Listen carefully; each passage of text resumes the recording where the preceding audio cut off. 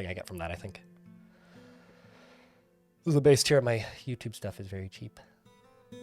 All right, so now I'm going to do a thing. I'm going to try this. I think this should work. If I exit out of the game and go to... Actually, hold on. I'm going to disappear for a second.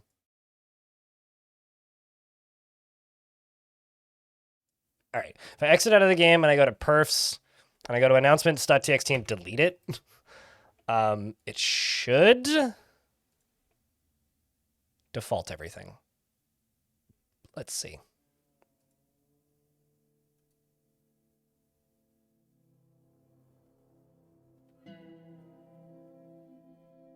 Yes, it does. So now that that's done, I'm going to also go down to here. I like to know when people are elected and who's elected. And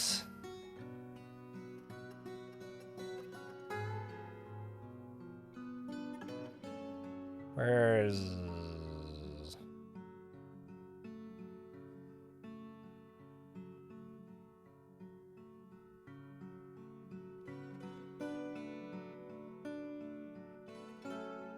I also like to know if a citizen is kidnapped.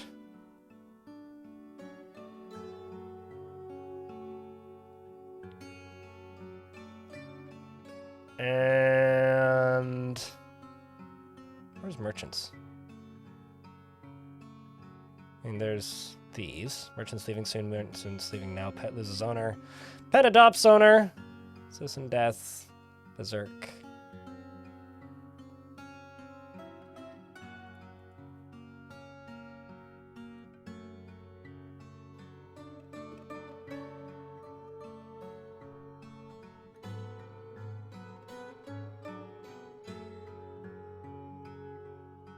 No migrants. Migrants, this one.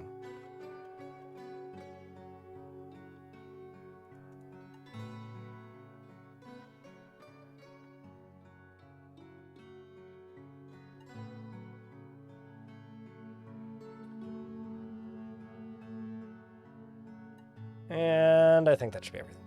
I'll think of something else later. All right, so let's start a game in an existing world, which is the Mythical Realms.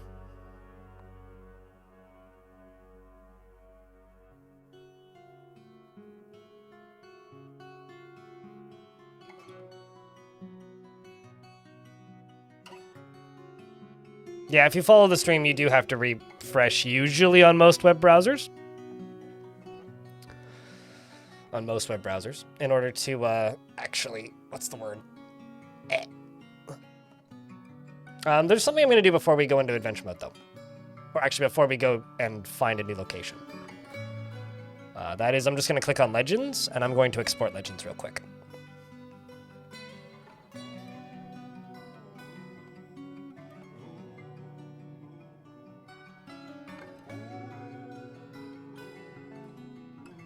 Yeah, I mean, like, even Zach and Tarn have talked about this, where, like, a lot of the beauty of Dwarf Fortress is just how do I put this? Messy some parts of it are, I guess. So now, the order of operations is pretty simple. We find a new embark, we set up the new embark, and then we retire the new embark.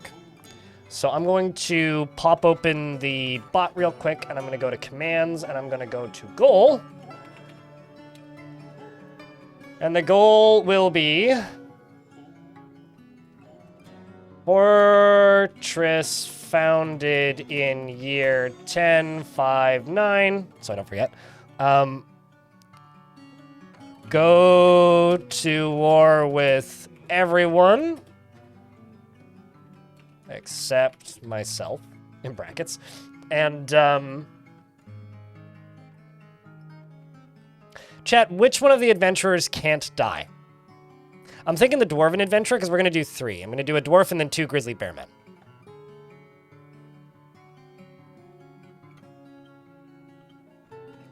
Everyone joins the military.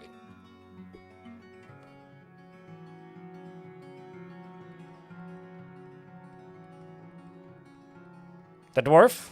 Okay. The dwarf and can't die or the fortress ends.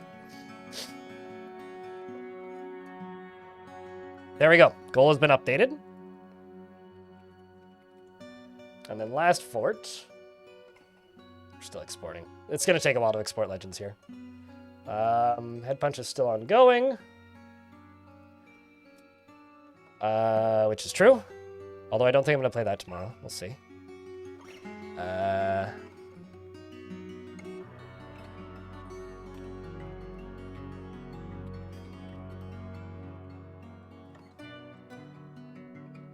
you go.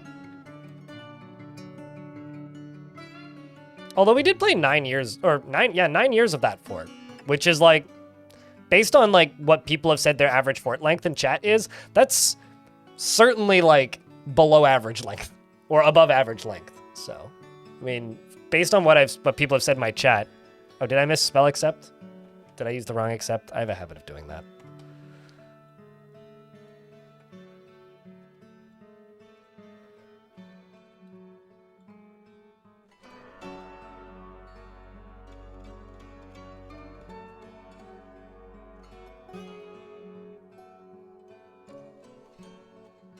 All right, then.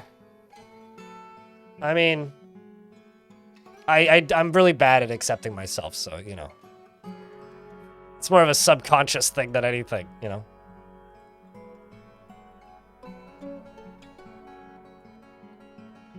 Okay, so now I'll update the titles, which says Short Adventure, then New Fort. But we will do the embark first.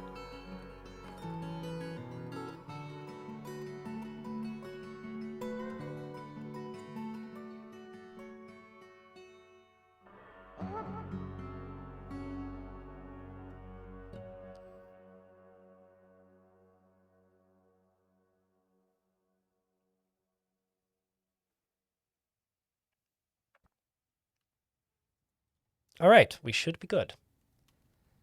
Ads are coming to an end, Reno. Export Legends is done. Let's go find a new embark site.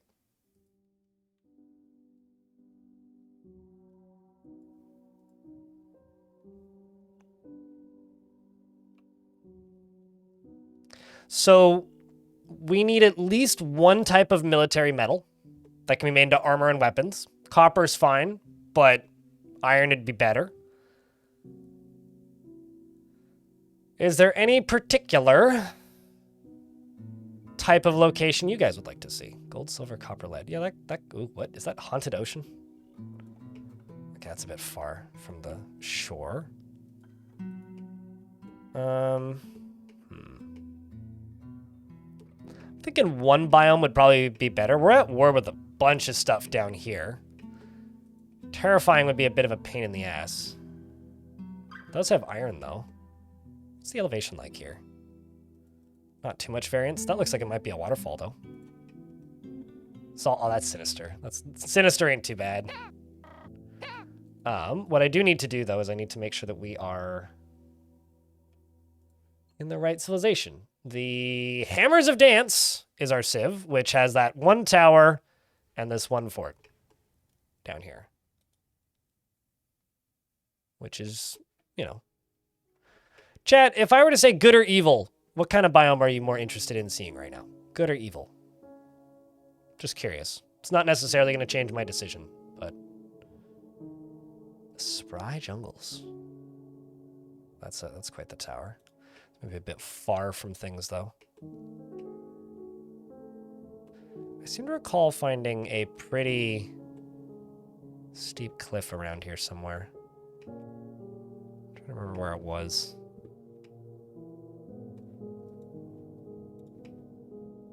Maybe I'm dreaming that.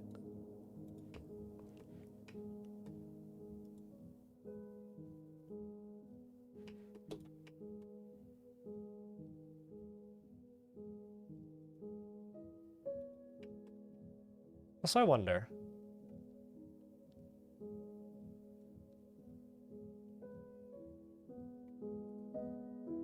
Just curious.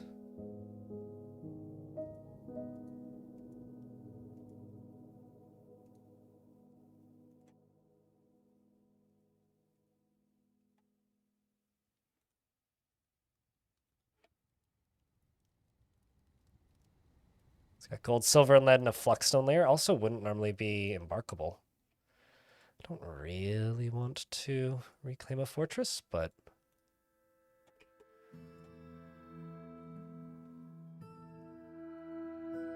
What's this one? What's that? Yeah, no, they're all tiny. Somebody remind me what you need to make bronze. That's one that I always need to look up. Oh, this could be neat. Wait, hold on.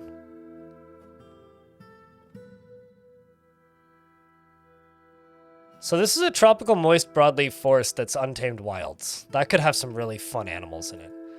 But because that's a moist tropical broadleaf forest that's untamed wilds, what's this? Oh my god. We have to settle here. Stone will know why. We have to settle in this terrifying forest, chat. I mean, we don't have to, but we should.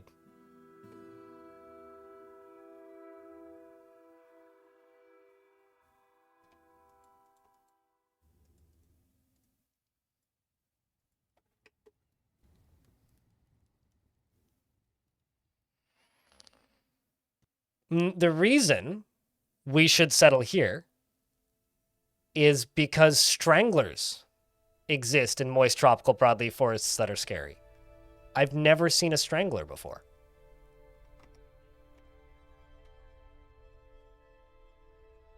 Let me just jump to the Dwarf Fortress wiki real quick.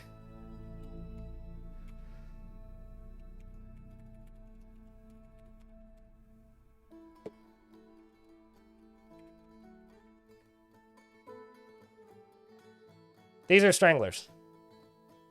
They only exist in moist tropical broadleaf forests that are evil.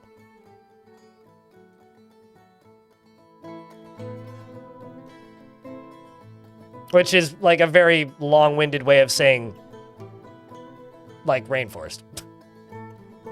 But they are very rare four-armed humanoid creatures. They appear in groups of 3 and attack anything smaller than themselves, but despite being described as large, they are in fact smaller than dwarves. They may still pose a threat to civilians who provoke them, and while they have no real preference for strangling, they can and will scratch and bite their enemies. All stranglers are born with a legendary skill in climbing. I think it would be actually really fun.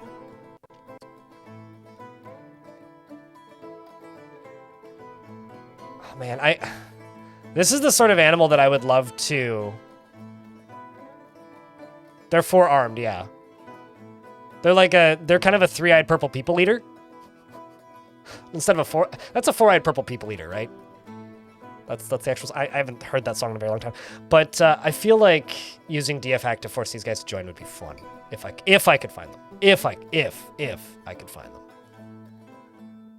It's one-eyed, one-horned? Okay, four-armed people. Whatever. Anyway, it's a purple people eater, basically.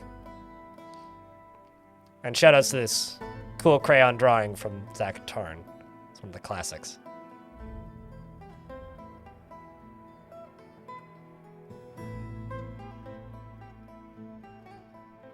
Are they intelligent? Yeah, okay. Strangler... Okay, while they are humanoid in anatomy, and stranglers are not intelligent creatures, despite being smaller...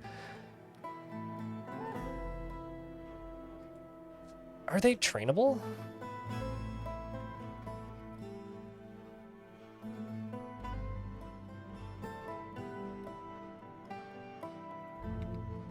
Because they're not intelligent?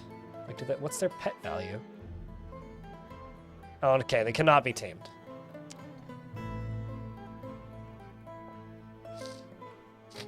Although, can they not be tamed because they're small? Or because they're not intelligent? Or rather, not because they're not intelligent, but because they're not born at baby size. They're adult size at birth.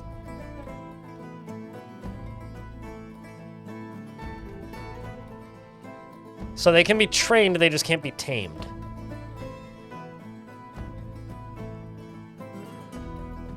But they're not war trainable. That might be fun. All right. Well, anyway, we'll leave that as a side goal, I think. If I find them. It's a big if. Let's try this location right here. Silver, copper, nickel. Oh man, silver, copper, nickel, lead. Okay. Let's see, what else do we have? It's iron and flux. Chat, what do we think is more important? Silver, copper, nickel, lead? Or iron and, or making steel? What do we value more here?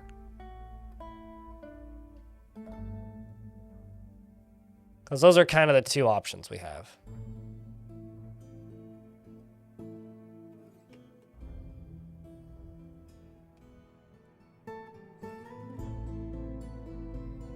This one's haunted, this one's terrifying.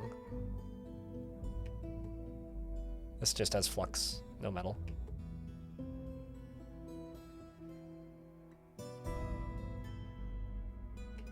Steel, of course. That's kind of what I'm thinking, yeah. This is gonna be tough.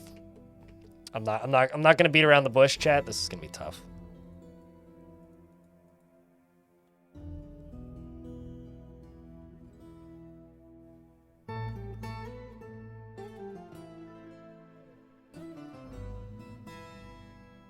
Let's do a quick embark right here.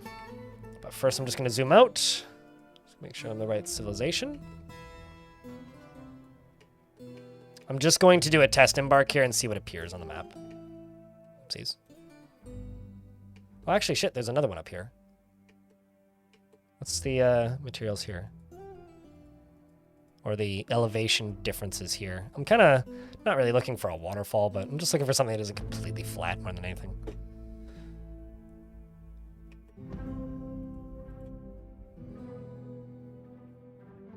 Okay, let's just go right here.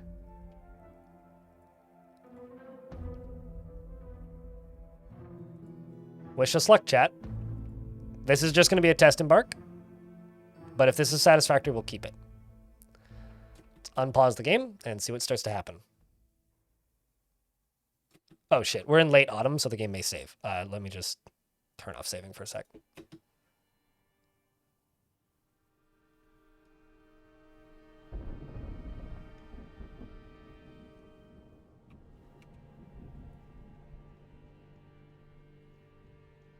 Well, that's pretty exciting regardless. It's raising nauseating filth. Oh, that's gonna suck.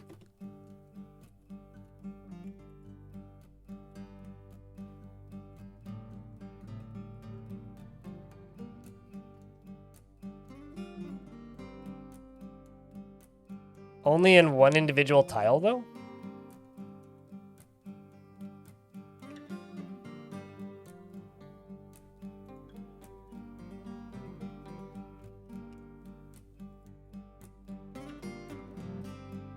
There's also giant sponges and a stingray?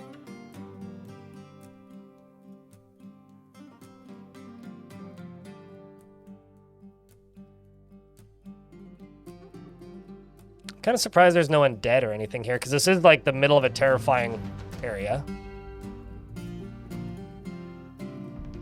Seems like the... Uh-oh. End of the season. The shitstorm tile? Pretty much, yeah.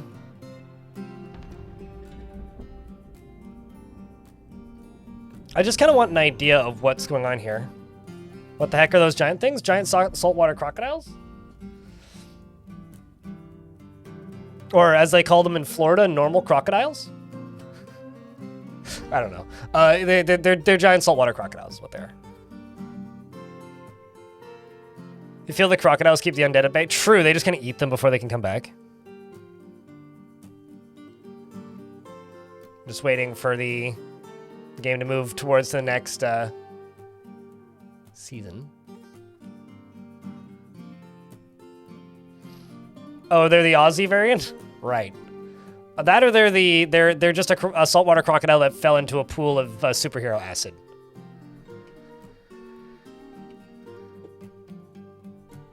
Let me just exterminate wild _ boar.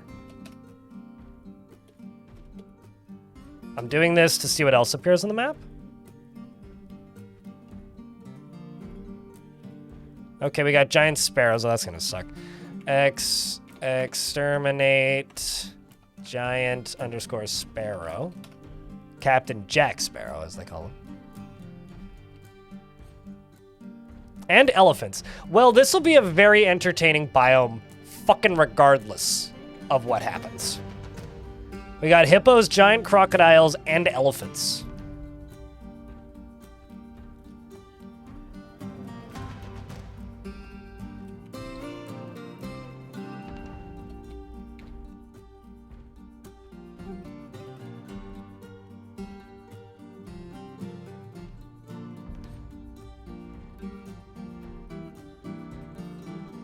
More nauseating filth, it's raining. And iguanas. Yeah, this is just Florida, minus the hippos.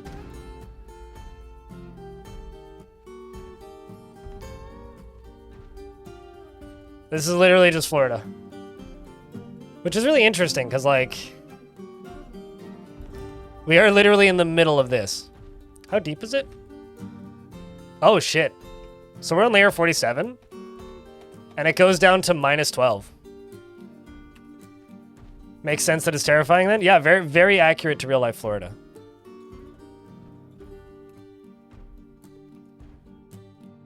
I think my cat killed a lion tamarin. Uh-oh. Well, now it's actually raining nauseating filth. So let's see what happens when a dwarf touches the nauseating filth.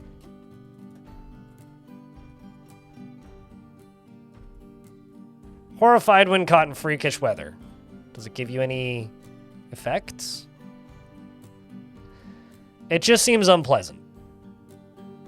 Mood destroying. Yeah, it's very, very, very low map. It's very close to sea level.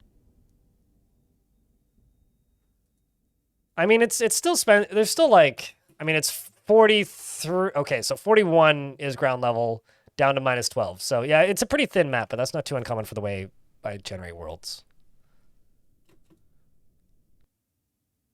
I like your hair, dwarf. Okay, so they're not getting, like, sleepy or anything from the freakish weather. It's just horrible moods, which is fine. They already hate it here. Yeah, naturally. I mean, they're getting rained on by freakish weather. What else do we have?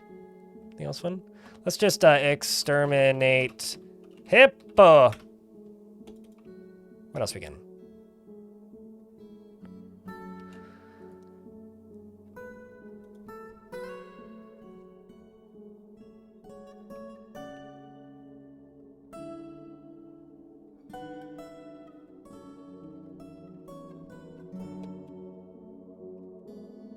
Just seeing what other animals are on this map. Okay, well. Fix retrieve units. Elk birds, oh. Well, somebody's pissed. All right, cool. This looks like fun. This will be our spot. Chat, any complaints? Or stranglers, Florida, man. I don't know if we'll see stranglers. I mean, I didn't see any... I certainly didn't see any stranglers there. No bronze. I mean, we've agreed upon steel, right? I didn't see any bronze, like, or rather, I didn't see any tin anywhere. There was silver, copper, what was the other one? Nickel, silver, copper, lead, I think?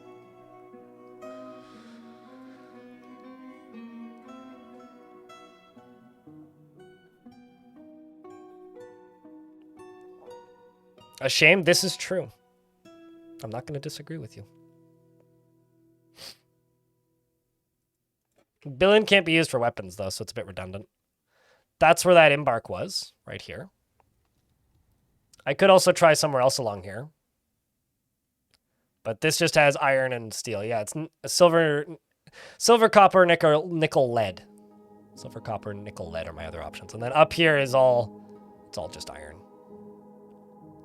Iron und flux. So I could do another test embark up here and see what animals appear. But I quite like the megaflora that's down here in these regions. That's scorching? Holy shit. Some soil, light aquifer. Ooh, this has glass though. There's like no elevation changes though.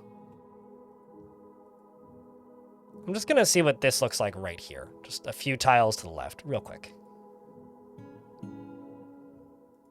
Gold Bolt. That's a good name.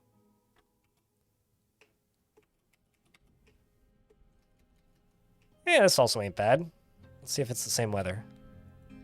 Yeah, it's the same animals, same weather, so this is pretty consistent. That's cool. This will be fun. It's a thick, tropical, moist, broadleaf forest that is also haunted. Or terrifying, rather. And it rains noxious weather. We need to get ourselves an alligator pet. Or a giant saltwater crocodile pet. They lay so many friggin' eggs, dude. Okay, so let's do the final embark then. So I'm thinking the only thing I'm going to give them for the embark is food. We're going to embark with literally nothing.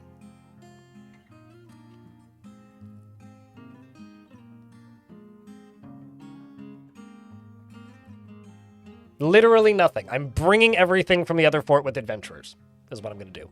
So I will be bringing picks. No anvil. No. I'm going to be bringing picks. And I'm going to be bringing stuff from the other fort with my adventurers. So we're going to go over here.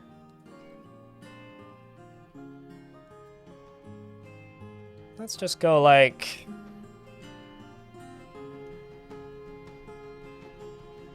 maybe like right there.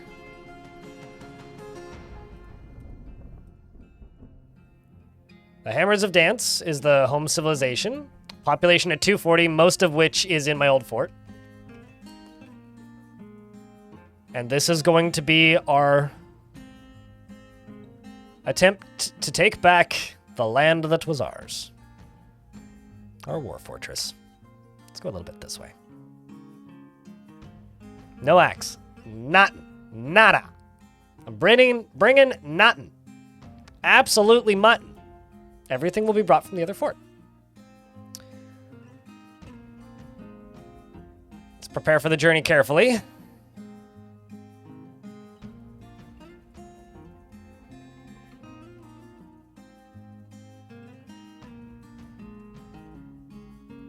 But we'll bring alcohol. We'll bring food.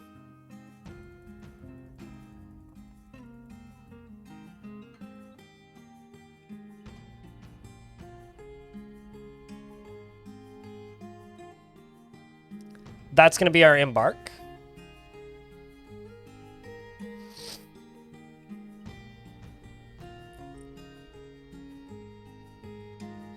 I'm not going to bring any animals because my adventurers are going to bring animals.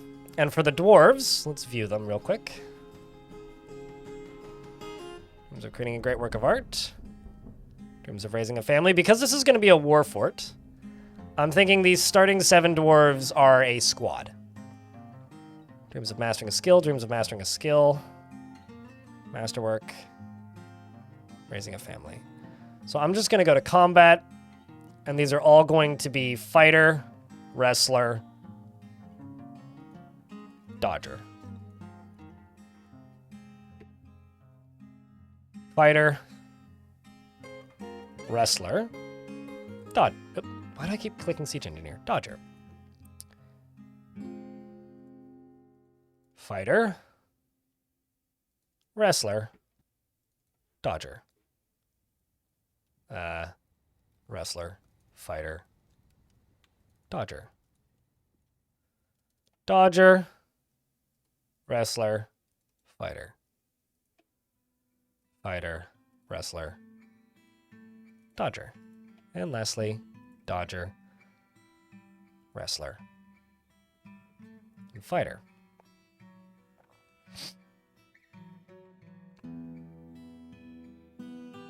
Siege operator. We thought we could shoot the jungle, sir. I mean, you can actually shoot down trees. You just can't... how do I put this? You can shoot down trees, but you can't shoot down trees and get stuff from them. You used to be able to like get trees, like wood from trees by shooting them down, and then it wouldn't piss off the elves. It's kind of an old exploit. I'm thinking that... are all these dwarves weaponsmiths? Or like some sort of smith. Like we could go with a weaponsmith, blacksmith, Be an armor smith, 2 of them.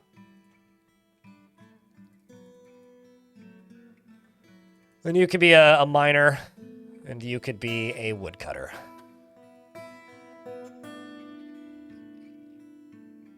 I have it as striker? Was I misclicking? I mean, we could just... Striker's fine. Fighter, striker. Oh, that's fine, actually. Fighter, striker, dodger's fine, yeah. Just means I won't strangle as much. We do need to name the fortress, though.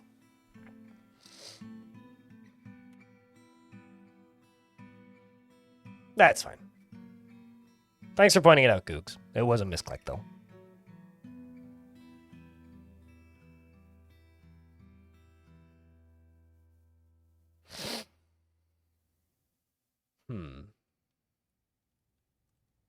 Is strangle a, no, I mean, I don't think so, is it? Strangle is, I don't really want to put the word strangle in the name, though.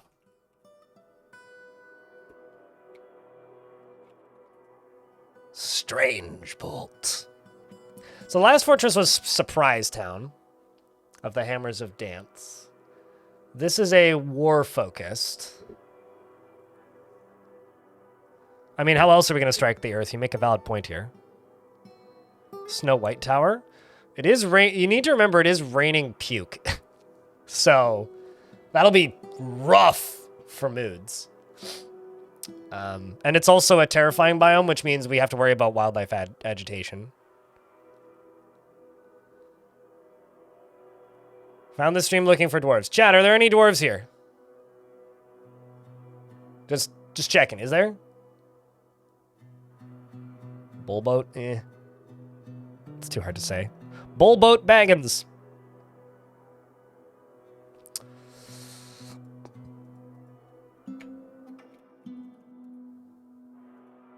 How about Strange Battle? Thankfully, all the dwarves are just three kobolds in a trench coat by that logic. Yes, there's plenty of dwarves. Actually, hold on.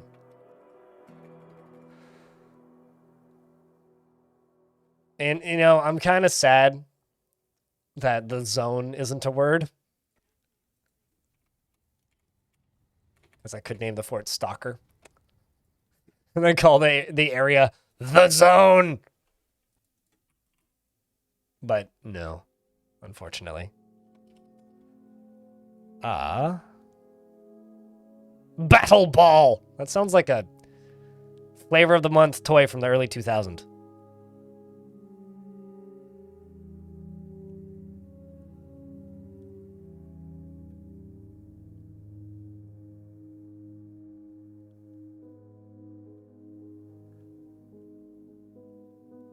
Roadside picnic. I can tell you right now, picnic is not a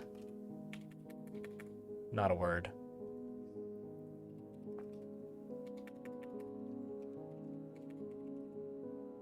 I could call it the road pick, but that doesn't really quite work. How about, whoopsies.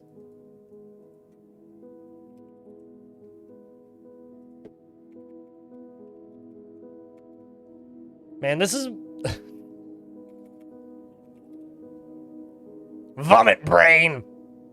You know, Vomit Rain and both Vomit and Vomit Brain, both to me just sound like Cannibal Corpse songs and or albums.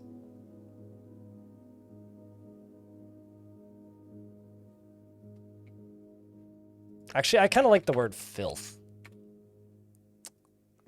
Filth Rain? I could name it Warcraft. I kind of don't want to name it Warcraft, though. Maybe we'll name our symbol Warcraft.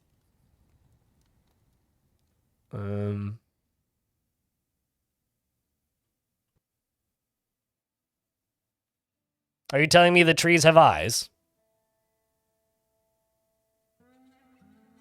That was a play on the hills of eyes. That movie scared the shit out of me when I was a little kid, and now as an adult, it's funny. Can you send me my? Can I send you my road pick in DM? Is that like a dick pic joke, fan great? What? I don't get.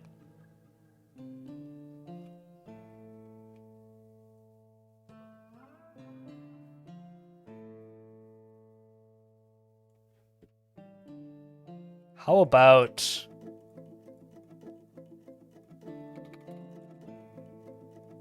Aw, man, Bard isn't a word. I was gonna call it War Bard.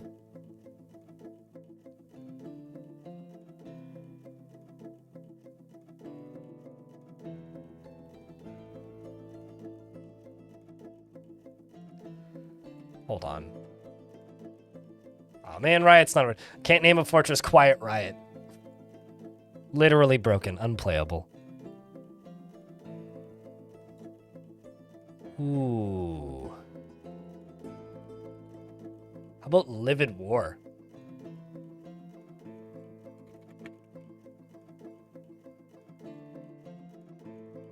Or Livid Filth, maybe. Kind of sounds like a...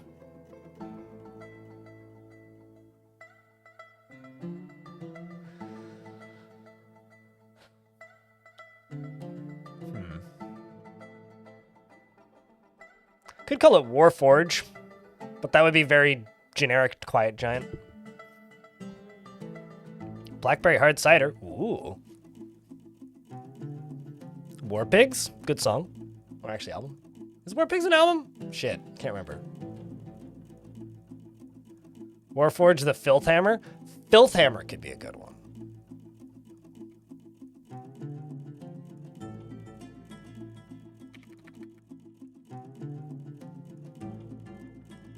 I don't like Filthhammer.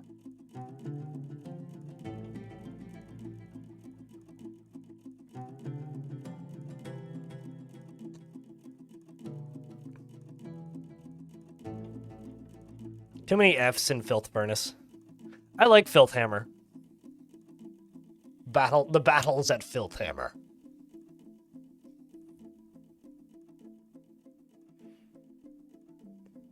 Yeah, it does acid burn damage. Clockwork Dragon. It's a gold rarity, or no, it's a purple rarity pickup.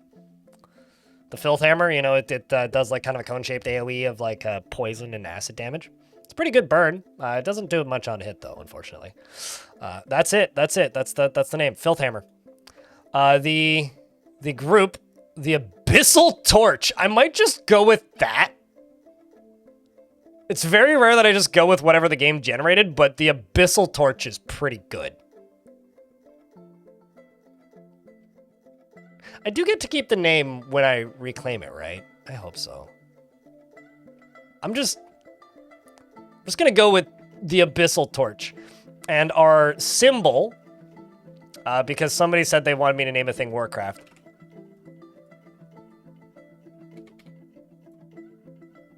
Actually, how about this? The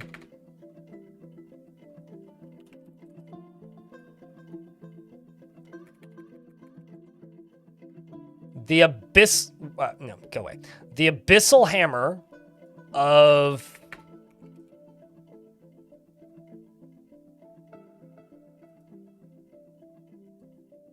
No.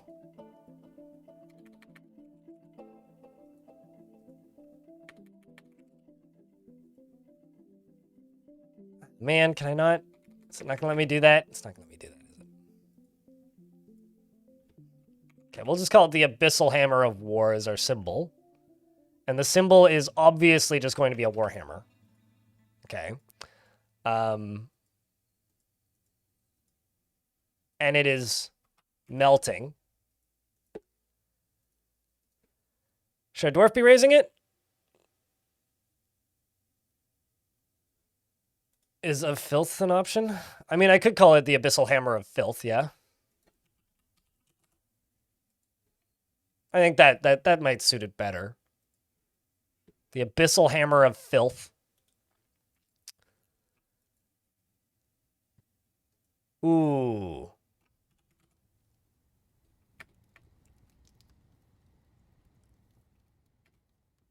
What's the name of that dwarf?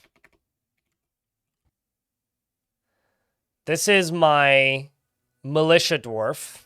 My militia captain who had like, it was like 60 kills or something when he died.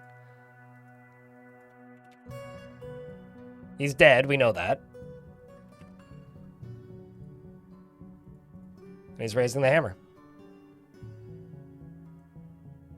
with goblins. If I set this down here to 0, the number to 0, it just says goblins plural and dead.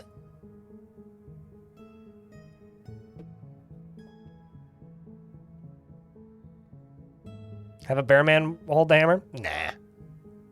I kind of want to tie the forts together. This is an image of Deller, Baskribit, and vine hatchets and the dwarf and goblins. The warhammer is melting. Baskribit is vine hatchets is dead. But Deller, Baskribit, is raising the warhammer. I'm thinking like just a skeletal kind of propped up raising it. A skeleton kind of doing that. I'm thinking of this faction as just straight up evil, by the way, because basically every dwarf wants to do some sort of combat stuff. And also, the only occupied site aside from my other fortress is a necromancer tower. So, like, I'm considering this faction just evil. For clarity here. Exactly. Cower with us in filth. For we are here to end the world. All right, well, I think that's my embark party. So, Filthhammer, you know, Filthhammer does seem like, I think Filthhammer would be like a power black metal band. Like, they'd be kind of like a less satirical Ghost, you know? Like, kind of like Ghost, but if Ghost wasn't being goofballs half the time and joking, you know? That's kind of how I would imagine a band called Filthhammer. All right, so if there's no objections, I'm going to click the embark button. And then we are going to immediately retire this.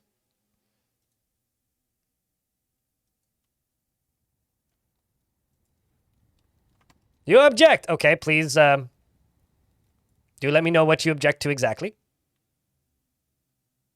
I'm waiting, Bonesaw. I need 250 words in under 10 minutes. I'm imagining like the I object.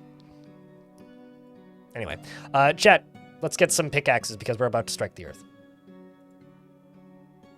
You have 1,264 points remaining. That's fine. A dwarven party. You have arrived after a journey from the mountain homes into the forbidding wilderness beyond. Your harsh trek is finally ended, and your party of 7 is... your harsh trek has finally ended, and your party of 7 is to make an outpost for the glory of all, Nil Matul. There's almost no supplies left, but of course, with stout labor comes sustenance. Whether by bolt, plow, or hook, provide for your dwarves. You're expecting a supply caravan just before the winter entombs you. But it is spring now. Enough time to delve secure lodgings. Ere the giant dingoes get hungry. A new chapter of dwarven history begins here, at this place. Filthhammer. Strike the earth. I'm happy I went a little bit to the left, actually. So, as a quick look around, I'm not going to unpause the game, by the way. We have elephants, alligators, and giant hippos. Also, giant sponges and river otters.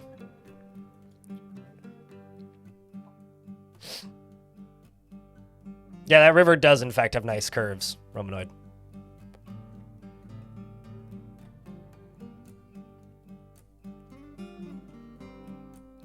How deep does it go down? So it goes down, it comes from up here, and then it flows down into here. It's flowing off this side. And flowing from this side. So it's flowing out this way, and entering from up here, and down here. So, pretty consistent. We've got shale. We'll name dwarves when we get back here, after the reclaim. And there be large, thick boys. Look at those gentlemen. He says as there's a lady one selected. Look at those gentlemen. They look like they haven't slept in a while. They're kind of red in the eyes. That or they all have a pollen allergy. You're overcome by terror? From what?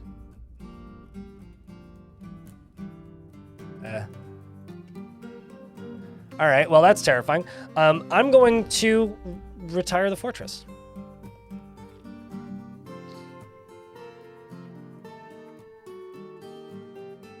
Because it's time for us to go to the new fortress. Or to adventure mode, to bring stuff to this fortress. Hopefully before it starts raining goo.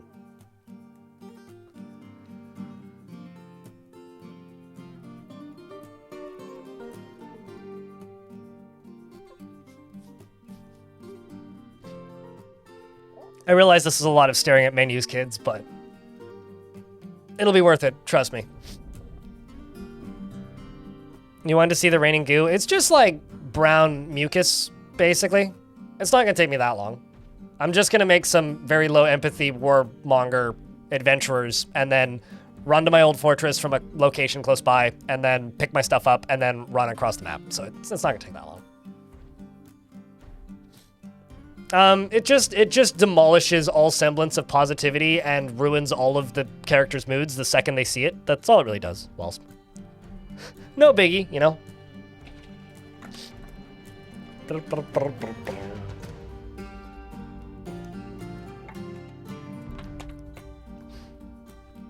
I don't know what they can be told. I mean, well, it has been a pretty slow start.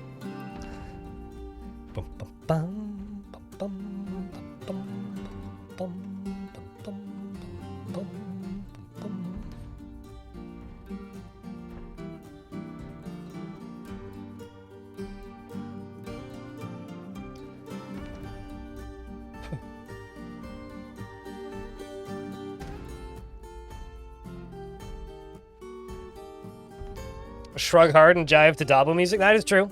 Dabo and Simon's music is great. Is very good.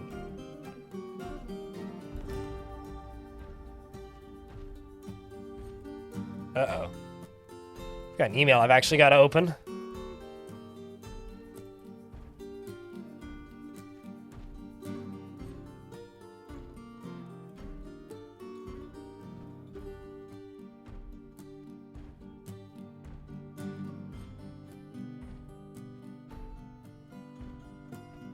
Oh, great. Canada Post might be going on strike again. Yay! All right, let's just turn saving back on. And jump in.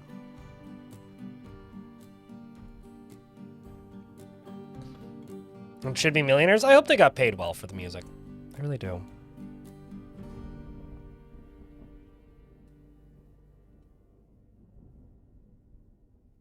That's all good, Kartoch. Start a new job.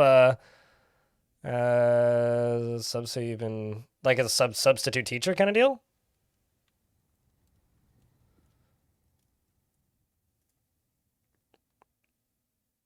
So you're busy adjusting to the new schedule? As well as they can be, right? But appreciate you tuning in on this fine day. We're gonna do a quick adventure, go to the old fort, and then wander with items from the old fort to a fort that I just started. I would not like to do the tutorial, thank you very much. I'm thinking we'll just do easy because it doesn't matter too much. I don't need to be a chosen, so we'll just say hero. Okay, I'm gonna have to do ordinary then. Which is fine.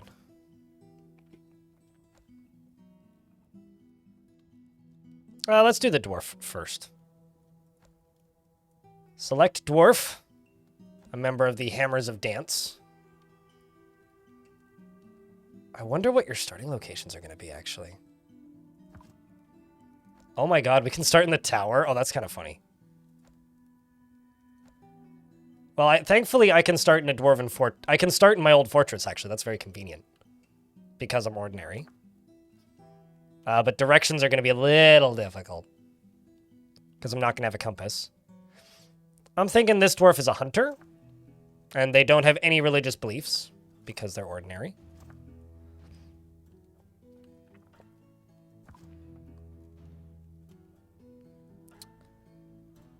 Oh, right. Yeah, they added this. I totally forgot about this.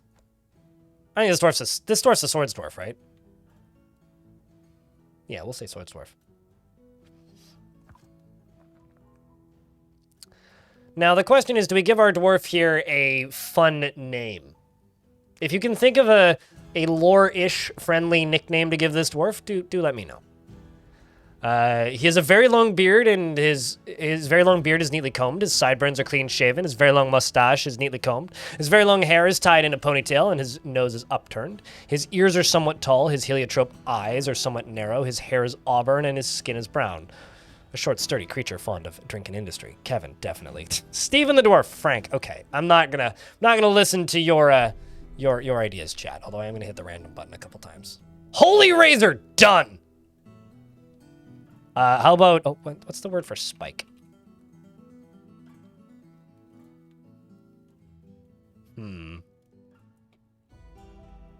This is, I could make the edgiest dwarf name ever.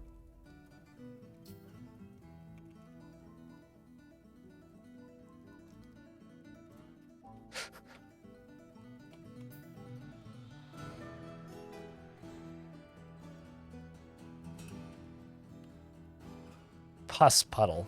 I mean, Bile's a name. Could also name him Belch. Chad, did you know that Yugath translates to Belch? So whenever you see a dwarf named Yugath, their name is literally Belch. Yugath Holy Razor. What determines a playable civ in adventure mode? Okay, it depends on what type of adventure you're trying to do. If you're trying to play a Chosen, you can only be a part of a human civilization, because in order for the quests to function, you need to be able to start in a human town with the correct prerequisites, which needs to have a functional temple in it. That's close by. If you're trying to play as a hero, then it can only be like functional civs, so larger civs. If you're willing to play as ordinary, then it's any civ with any number of population with at least one site. Because ordinaries let you start in fortresses, whereas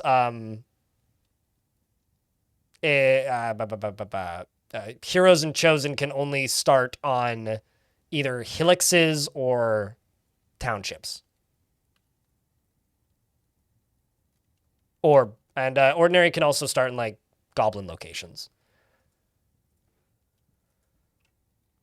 His beard is neatly combed, his sideburns are clean shaven, his very long mustache is neatly combed, his very long hair is tied in a ponytail, and his nose is upturned. His ears are somewhat tall, his heliotrope eyes are somewhat narrow, and his hair is auburn and his skin is brown. He is a short, sturdy creature fond of drink and industry. We're going to accept that appearance. He personally finds friendship burdensome, and finds maintaining decorum a silly and fumbling waste of time. He dreams of mastering a skill and is utterly humorless. Always tense and jittery, and he tends to avoid crowds. He tends to assume that the worst of two outcomes will be the one that comes to pass, and he tends to be a little tight with resources when working on projects. He is grateful when others help him out, and he tries to return favors. He is slow to trust others and generally acts with a narrow focus on the current activity. He doesn't focus on material goods and doesn't tend to ask others for help with difficult decisions. And he has a tendency towards forming deep and emotional bonds with others and does not go out of his way to help others. Let's make him a little braver. Where's fear?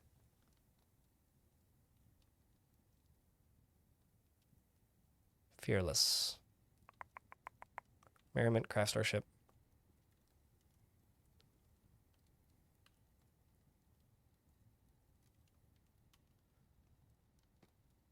Don't want a dwarf who's going to argue a ton.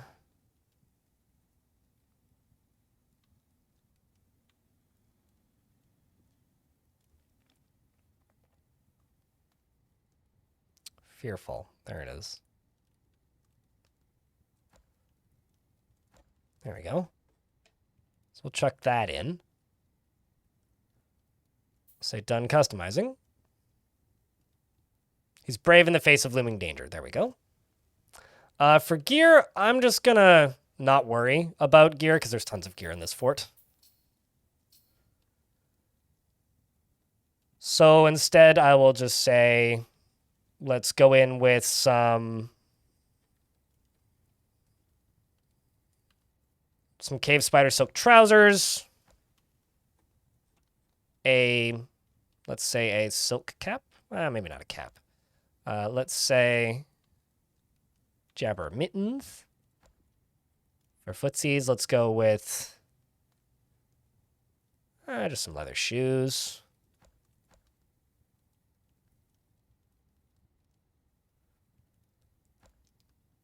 Bodywear, let's go with a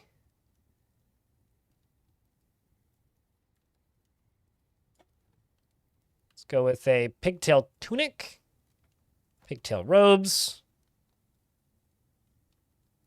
and a pigtail cloak over the robes. Well, let's just go with the cloak, actually.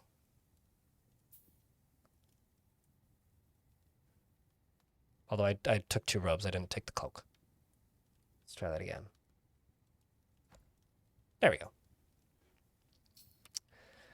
And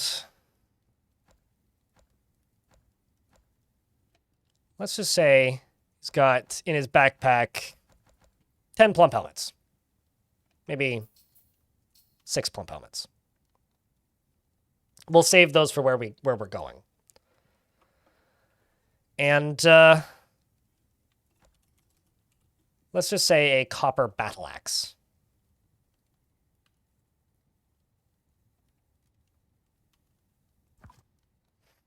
Has anyone ever thought about how big a regular ant is in this world? Because it has a brain big enough to be eaten. I think dwarves are just very good with tweezers, and I choose to not think about it more than that, really. I need a pack animal. I do have 1,300 points to spend. Maybe horses? 5 horses? This faction doesn't have elephants available. We might be able to get elephants with the other guys, though. Let's just bring 5 horses. That should be plenty. So next, we're going to go with the grizzly bearmen, who appear to be able to join these different groups. Oh shit, they can join dwarves. The raw diamonds, that's kind of nifty. It's an elven civ, elven's lucky income. It's an elven civ. Human civilization with a population of a few thousand, the tactical realms. Let's go with one from the tactical realms. The Crack of Burns, a human cave. Let's go with the human hamlet. Let's make you into an axeman? Yeah, an axeman. I need a hammerman and an axeman.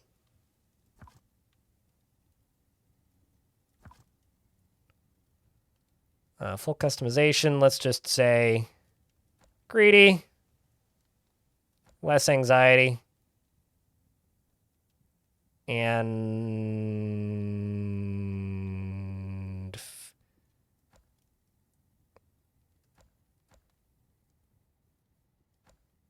stubborn. Let's say fights. Fear. Shameless, impervious, scatterbrain, mirthful. Vulnerable distress. Not vulnerable distress. Very not vulnerable distress. Oh, wait, no, that's more vulnerable distress. I need to be impervious to the effect. Oh, that's lustful. Well, lustful should be done too, but...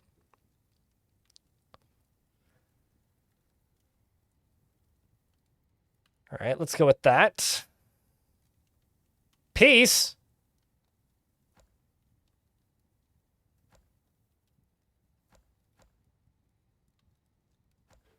Done. She dreams of bathing the world in chaos. Honestly, perfect. I wouldn't have it any other way. She can be very happy and optimistic and rarely looks on others with lust, cracks easily under pressure, desires little for herself in the way of possessions, is somewhat uncomfortable around those who appear unusual or live differently from herself. She's a friendly individual and she is bothered by this tendency as she dislikes the thought of friendship. She has a calm demeanor and she likes to brawl. She's stubborn. She has a sense of duty. She's conflicted by this for more than one reason. She has a tendency to go it alone without considering the advice of others and generally is quite confident in her abilities when undertaking specific ventures and is moved by art and natural beauty. I'm not, well, okay. I will bring the gauntlets and the shoes, but I will not bring the helms, and I will not bring the great axe because we'll have one where we're starting. I'm not going to worry about the carving knives. Yeah,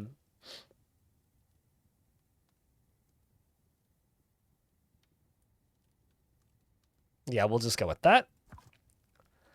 And for animal, what do we have available? Because this is a human civ. Oh man, I should just bring some grizzlies.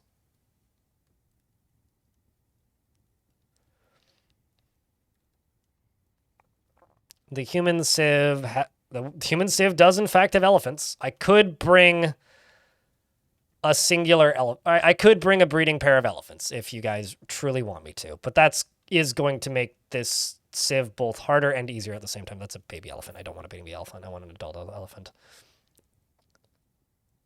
Can I not bring non-war elephants? Okay, well, 2 war elephants it is then.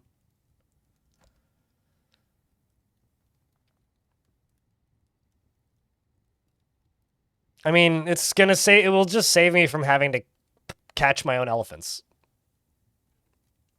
Oh, there you are. You're right. There is normal elephants.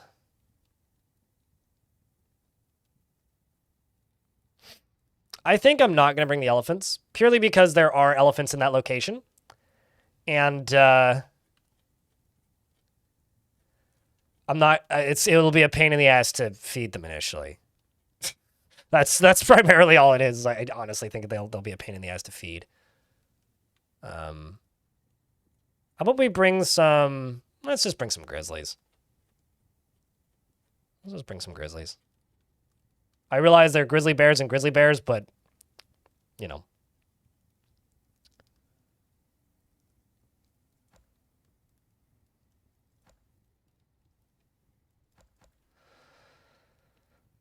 And then add another party member.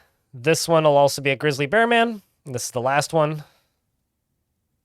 I'm thinking we throw one in from an elven civilization. The reclusive apes. That's the one that we're at war with already. The smiles of babbling. They seem tolerable. The cheerful lyrics.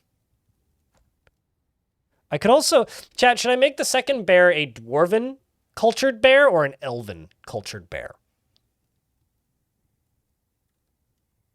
Yeah, it's like us and chimpanzees, right?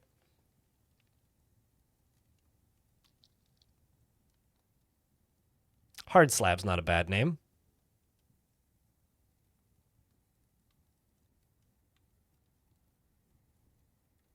All right, I'm going to make this a poll in the YouTube chat first, and then I'm going to make this a poll in the Twitch chat too. And I'm going to throw in a curveball here, because I think that's an option.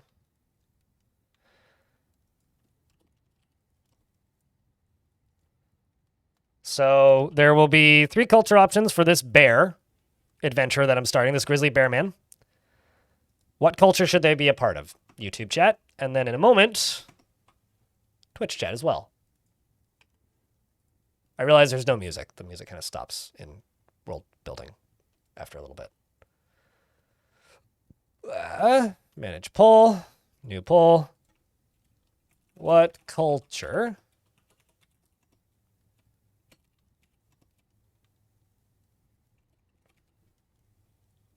and we'll give you 2 minutes to vote.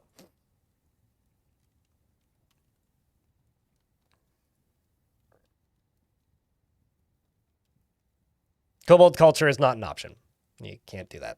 So, giving you the ones that I have the options for here.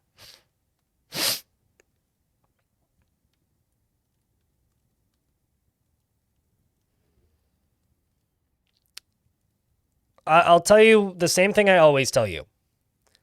You have to be part of an elven civilization actively to have the ethics of an elven civilization.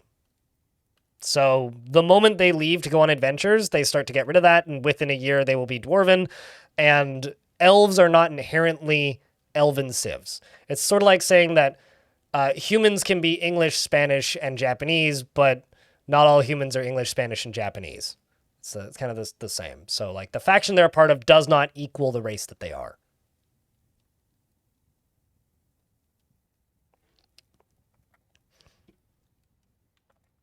It's more of a, what are their starting options?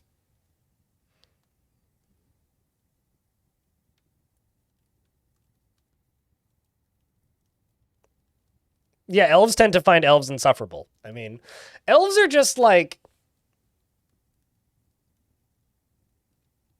hippie British royalty. Well, maybe hippie French royalty. If they lived in tree houses and would behead you if you chop down a tree. Especially if it has their house in it. Whereas humans are just like normal humans, but kind of leaning towards being a bunch of asshats. Goblins are literally devil spawn, and dwarves are just, we must dig big hole. And that's it. And then gremlins are like, pull levers. And then, what are they called? So it seems like dwarf won the Twitch poll. I'm amazed, as I end this YouTube poll, that the YouTube poll had a 0% vote for human culture. I think that says something about the world right now. That, like, 0% of people voting on the YouTube poll voted for human culture. That's something. By the way, YouTube chat, you guys are failing me horribly here. You got to do me a huge favor. Please do leave a like on the stream. There's 90 of you watching and only 49 likes. We can make that number go up by quite a lot. All right, so we're going to be a dwarven civ bear. So we're going to join the raw diamonds. The other dwarven civ. So we got an inside man. Or an inside bear, I guess. I'll let you start there. You're going to be a hammer man? Hammer burr, I guess. And a very large and muscular. His hair is brown, his skin is burnt umber, and his eyes are brown. A large person with the head of a grizzly bear. And the Kick Artist, thank you very much for the Prime subscription. Chat, can I get a round of beers for the brand new Prime sub? Appreciate you greatly. Thank you very much for the Prime subscriptions. I'm streaming a lot this week because I'm not going to be streaming next week because I'm going to instead spend the entire week editing, trying to get the next big video done. Because I've been plucking away at it for the next couple weeks and I don't want to take another 2 months to finish it. So if you'd like to help me out, now's a good time to, maybe potentially think about throwing a, subscription at me if you happen to have it available. Skill's pretty high. That's good. Lust. I'm just going to say they're not lustful because because they are adventurers, they can never get married or fall in love. It's just the way the game's hard-coded, so I'm going to specifically make them not lustful and not care about love because it's just better for the future of their moods. And then as far as fearful goes, no,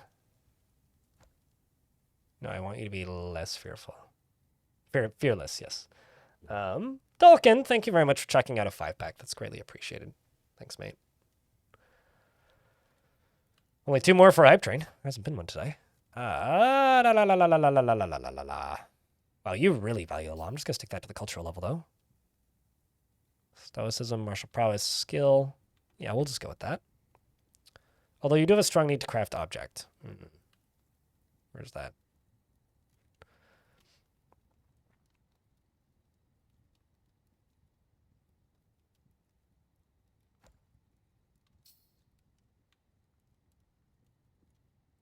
Cthulhu Dancing, thanks for the 2-pack of subscriptions. 1 more person needs to take part with at least 1 resub or $1 in bits, or 1 subscription or $1 in bits, and then we get a Hype Train. We're almost there, though. Very close. Where the heck is crafting?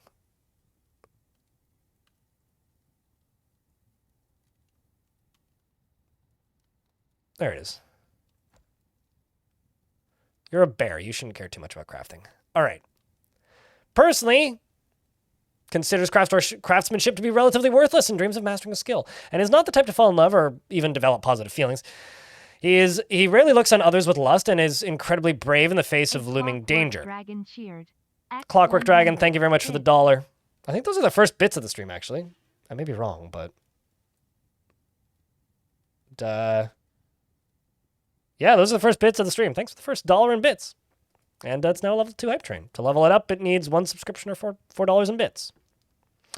He's not the type of fall in love and rarely develops or even develop positive sentiments. He relies on the advice of others during decision making and is brave in the face of looming danger. Darius, thanks for the 5-pack. Appreciate you, mate. He tends to avoid crowds and he doesn't mind wearing something special now and again, and occasionally overindulges, likes to brawl, and takes over help and gets without feeling particularly grateful. For you, we're not going to take that. I'm not going to take that. I'll take the shoes, though.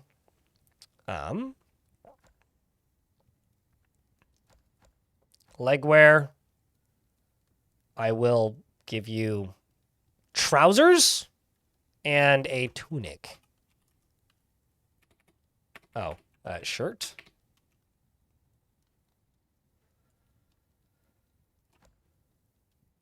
And trying to think, what else do I not have in that fort that I'm going to need?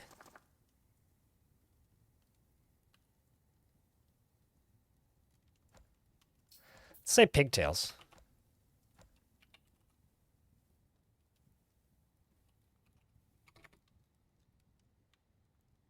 Or maybe I can't bring pigtails. Ah, I see pigtail seeds. That'll do. Bring those and accept equipment. What do we have for animals available in this faction? Nothing crazy. So let's just bring a... Let's bring a donkey. I like me a donkey. Locum the donkey. That is my adventurer party. To adventure. And we are going to start in my old fortress, Surprise Town. And Ice Blue, thank you very much for checking a sub out as well. Thank you much. It currently needs 1 subscription or $5 in bits to level up to level 4. Or to begin level 4.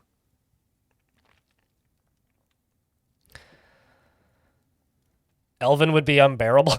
Not necessarily. Because you have full customization, right? Like, the starting culture in adventure mode is essentially just starting location options and starting gear options. That's all it really is.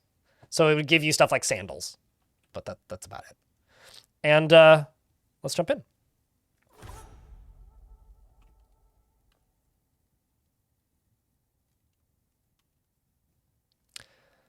Your most trusted companions have made the journey to meet you here today. Let the party venture forth. Where the fudgicles am I?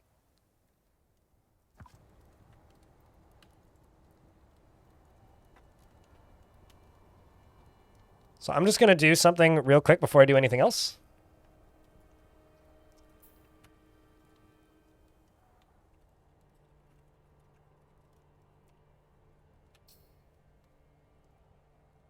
No music instruments? We don't need those. We're all military characters anyway. So who here hasn't really played much of adventure mode? I'm trying to figure out how much I should explain what I'm doing while I'm doing it. Because now that we're here, this is my old fortress. The goal is to work our way underground and collect our items from the fortress. And then equip gear on our duders. And, you know, just keep in mind, if anybody has a resub or a prime sub here in Twitch or YouTube, and if you use it in my chat, it will level up the hype train. Someone has to sing their tales? Oh, they can sing their own. You haven't touched it yet? I think that, like, I play a lot more fort mode, but I think that adventure mode is, like, the best interlude slash way to start a fortress. At the very least, it's my favorite. Josh, the 123, thank you very much for the gift. Appreciate you. Hey, you got Aya Pingwell, who's been hanging out quite a bit recently. Loaded in a world, got confused, went back to fort. You know, it's funny how many people get confused with, like, adventure mode, because to me it's extremely straightforward. And also a big Phoenix with a brand new Prime. Plucking away at that choo-choo. Need 7 subs or $34 Renos and bits. Oopsies. All right, so this is my dwarf right here. I can view myself. I will use the mouse primarily. If I were to just play this on my own, I would just be clicking. I wouldn't be clicking, I'd just be using keyboard, but using the mouse makes it much easier for you guys to, you know, do stuff. Legends might, but with my dwarf, no, the fortress will not see it as stealing, because it's my faction, right?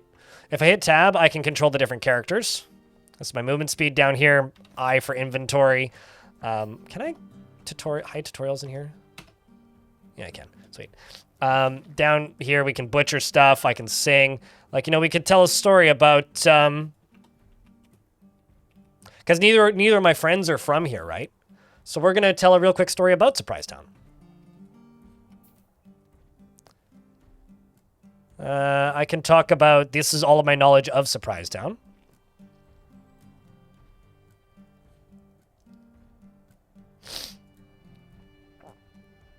Let's talk about the original Wolfest Wolf.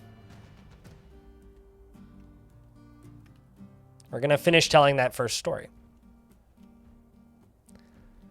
I mean, yeah, I think that, like, being good at adventure mode isn't necessarily that fun either. But adventure mode is a really interesting way, I think, to view your world. Yeah, it's fine. This is a laggy site because there's a lot of population here. I stumbled over the details, but I did tell that story. Now I can view them, and they're both interested. One of them's interested after watching performance. They're both interested after watching a performance. Okay, so I'm just gonna put my weapon away by hitting Q. And we're gonna head south until I hit the ocean, because I'm presuming that's where we are. If I fast travel. Okay, so we're just a little bit west of the fortress, it looks like. So there's the ocean. Let's walk this way.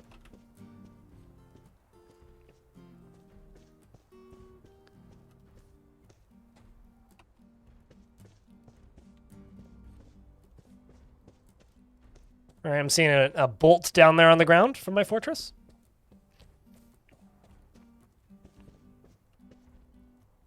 Do you have to come here before retiring it? I don't understand the question. Gotta go a little this way, actually. Missed the entrance. What do you mean, do I have to come here before retiring it, or after? You cannot play adventure mode in a world with an unretired fortress, so that should be pretty self-explanatory, I think.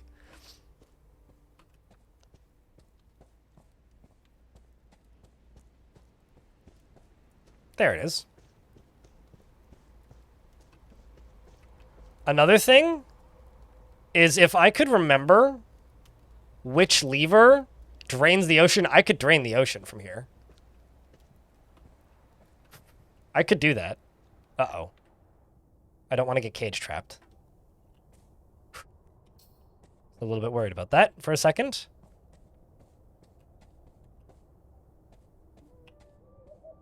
Minute left on that train.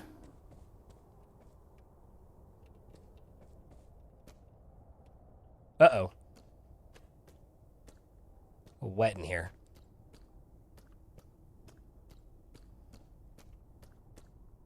Why is there water in here, guys? This doesn't seem optimal. Someone screwed up somewhere, I think. Chat room, can I get a big round of beers regardless for that lovely, lovely train? Well, I mean, you can have multiple retired fortresses in the world. It's just how the game does saving and loading, right? Like, there are limitations. The game isn't infinite, unfortunately. Thanks for the 5 pennies, Droven. Last chance to take part in the train, if you care. I'm going to now place this scroll to funnel and glory on one of my horses. And I'm going to stand back up because I'm currently lying down because I got people occupying the same tile as me.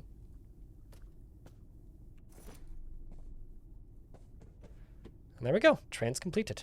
Thanks for the 16 subscriptions and the $1.05 in bits. And I got a crying something.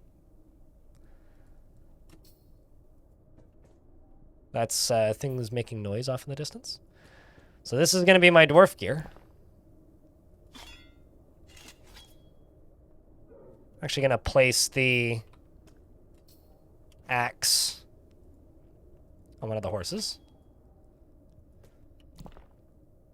I'm going to grab a... Ooh. Let's grab a short sword.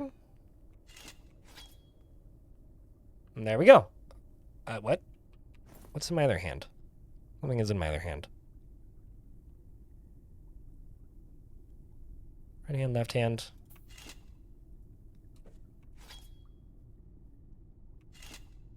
Oh, I see. It's in my backpack. That's the problem.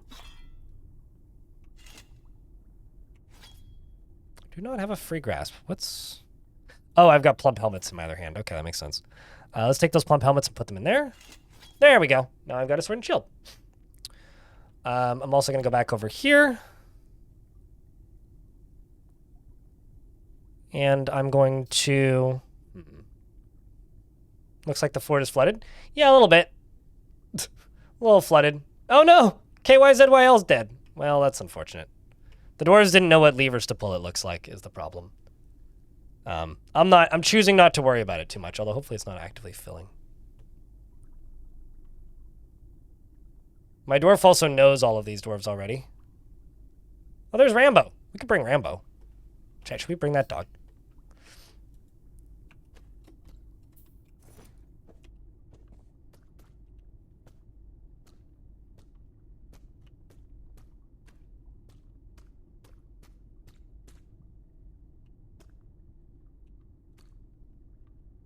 There's a crazy naked man over there.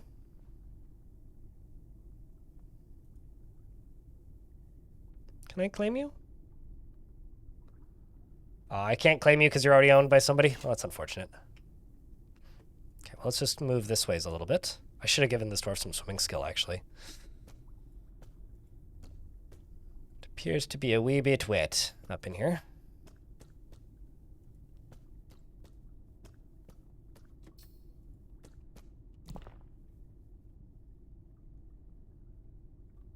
Silver. Silver. Iron. Ah, better. Big, big, big, big. This is going to take a while to move all these, but I will do my damnedest. Coke. Iron. Iron. Whatever I picked up. Iron.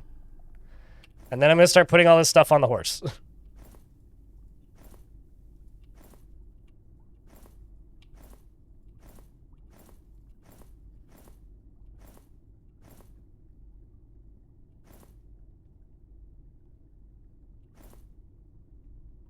All right, let's keep picking stuff up.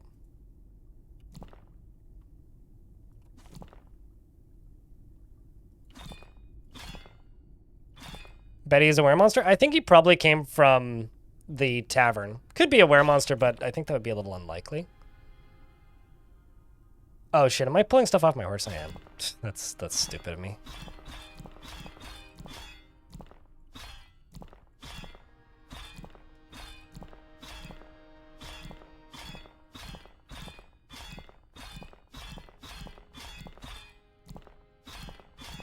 I don't know why, and it's not hot in here, but for some reason I'm sweating. It's bugging me. Okay, so now let's just place all this on the horse. Doesn't matter which one.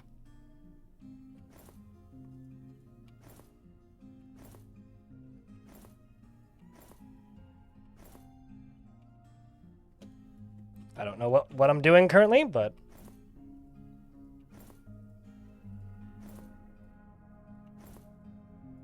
Because currently I basically can't move. So if I try to move, we'll die very quickly because there's so much stuff in my inventory.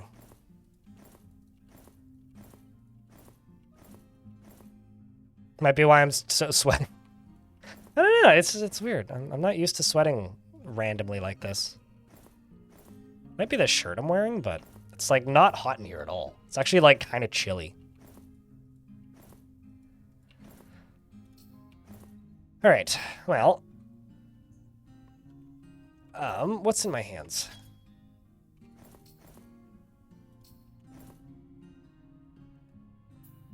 Can I not move at full speed? Oh, I see. Because I was underneath something. Also just gonna grab this anvil. Place the anvil on the poor fucking donkey.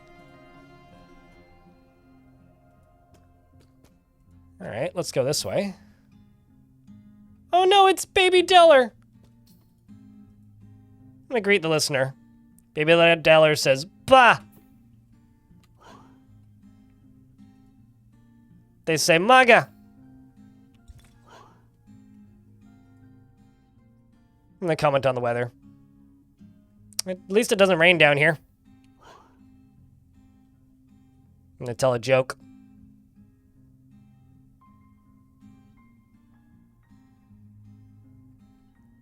Oh, it's a duck that's... I was like, the dark? What now? No, the duck.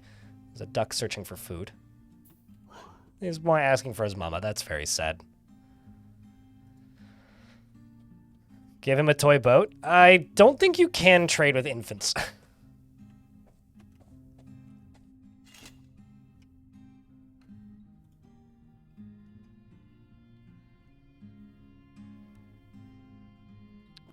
What are you doing, dwarf? Okay, well that was impressive. Just gonna get this pot and then wait a turn. Place this pot on the horse. Go one over, get this pot, and place the pot on the horse. Let's also grab that copper pick. Place the pick on the horse. Who are you? Oh, it's Wolf. Scanning around, see if there's anybody I recognize here. Mace Dwarf Mincot. Cyril. Looks like there's some humans visiting. Oh, it's the captain of the guard. I don't recognize the captain of the guard. It's a different dwarf. They've appointed somebody else since we left. Hello, Mareb. Looks like there's party time happening over here. And there's blood on the floor. Lovely. Whose is it? It's goblin blood. Oh. Seems like Alex is telling a story. I found the Mayor No Mall. Some Mace Dwarf. Glibjo Mama.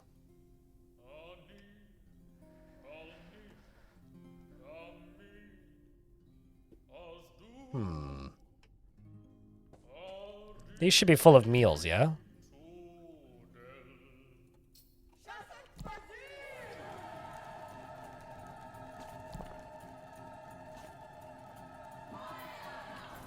Let's place this stuff on the other horse.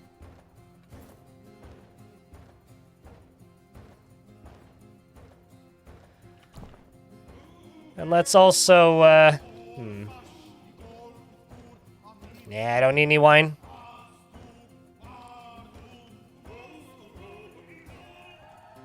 That would kill the baby, and I don't know if I want to kill that baby. That would be mean. There's another human over there. Do do do do do do do do do do do. Let's just stop action. Oops, stop action. Move up a layer. Move up here. And then what we're gonna do is we're gonna go over to this. I'm gonna grab this. Get the steel pick. I'm going to place the steel pick on this horse.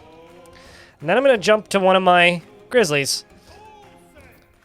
And we're going to walk south. I'm going to get this. Going to get this, and I'm going to wear the helm. I'm going to wear the breastplate. And I'm going to get the steel greaves, and I'm going to... Apparently I need to they already put them on. Oh, I see. I've got iron greaves on already. I'm going to drop the iron greaves, and I'm going to wear the steel greaves. And then I'm going to go over to here, and I'm going to get this. And I'm going to go down to here, and I'm going to get that. And I'm going to wear the robe, and I'm going to wear the cloak. Then the last thing I'm going to do with you, because you're a proficient axeman, we're going to go grab this. This, of course, is a primeval great stone axe, which now they can wield. It won't show up on them, but trust me, they're wielding it. For this guy, you're going to go over here and you're going to pick that up. And I'm going to remove it. And we're going to pull these two out. What is in my hands? Ah, a bunch of seeds. Okay, that's a problem. That's the problem.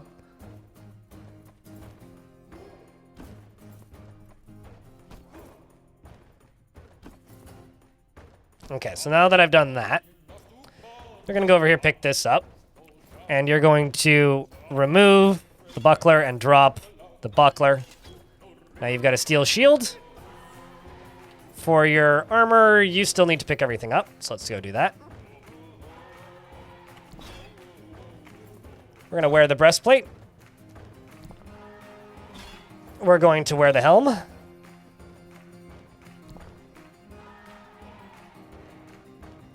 And I'm going to grab this. And I'm going to remove the iron greaves, which apparently I'm wearing. Oops, I dropped the wrong one. And I'm going to wear the steel greaves, and I'm going to drop the iron greaves. There we go. Then I'm just going to get all these bars. Oh, nope. Those are on my horses. That's not what I wanted. Not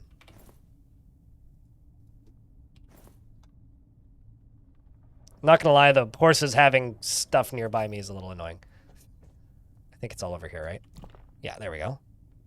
So let's grab this coke from the pedestal. Looks like they need a real boat. Yeah, like I said, we're not going to worry about it. Okay. Then I'm going to place all of this on the donkey.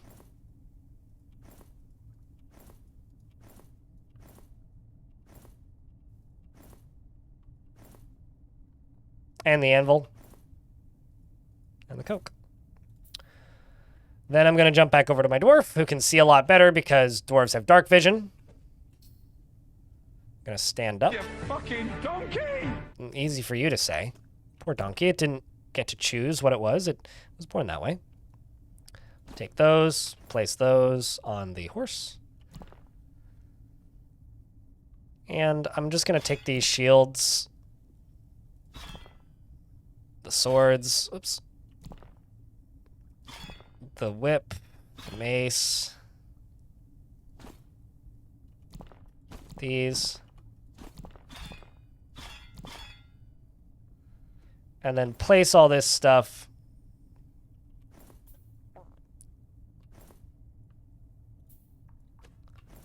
on the horse. And then I think we're all loaded up. The last thing I need to do is I need to go back into the room on the left and grab the remaining artifacts.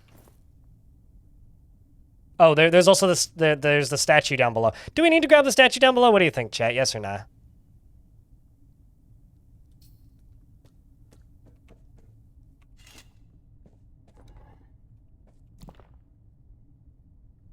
Let's just go down here.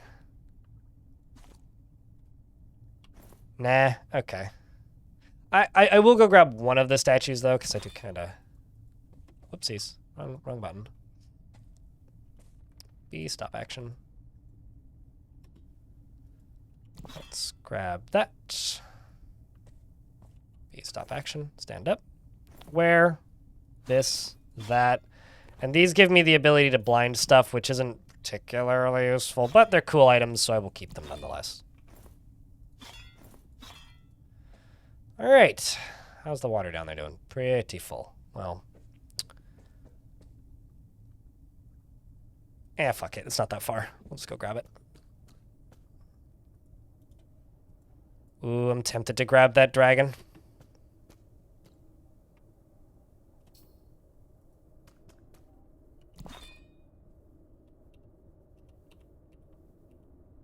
I'm going to place this on my horse. I mean, bag of holding, I mean horse.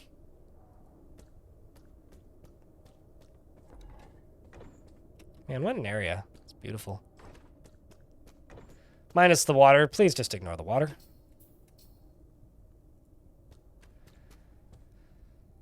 Horse of bagging, yeah. Horsebow baggins. And now we can leave.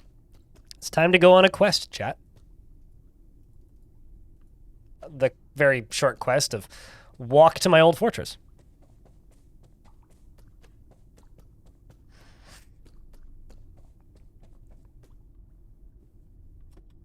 I will also say, if you've never played adventure mode, do give it a shot, because it is really cool. Because it lets you kind of understand on a deeper level how the combat works. Which I do think is beneficial.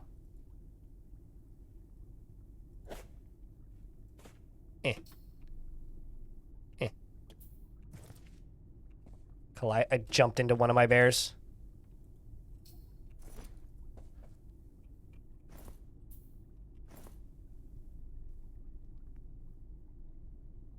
This dwarf doesn't really have any armor, actually.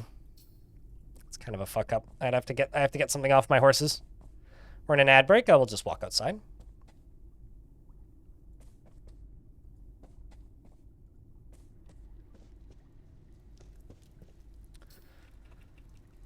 Now we'll just wait for the animals to come out. Okay, so now that all that's happened,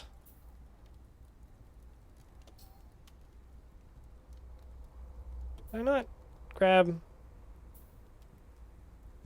helmets?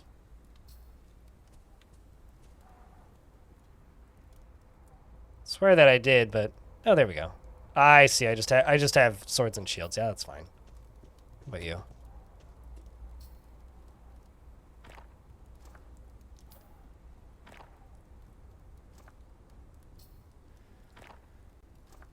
These horses are all tired, though, because of how much stuff they're carrying, so we really don't want to end up in a fight.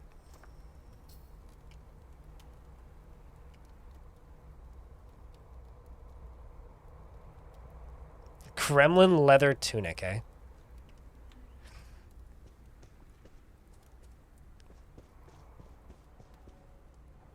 This is my first adventure in this world, and I reclaimed a fortress and then immediately retired it. And then I, what is this? Oh, there is some armor here.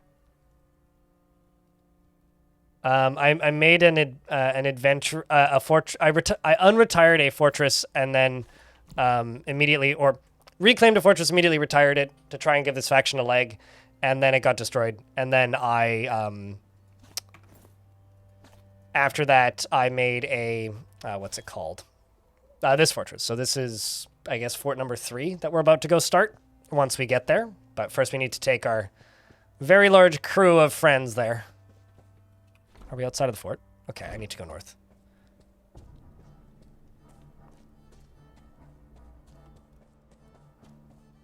What's the ad that you give a shit about out of curiosity? As we walk to the north.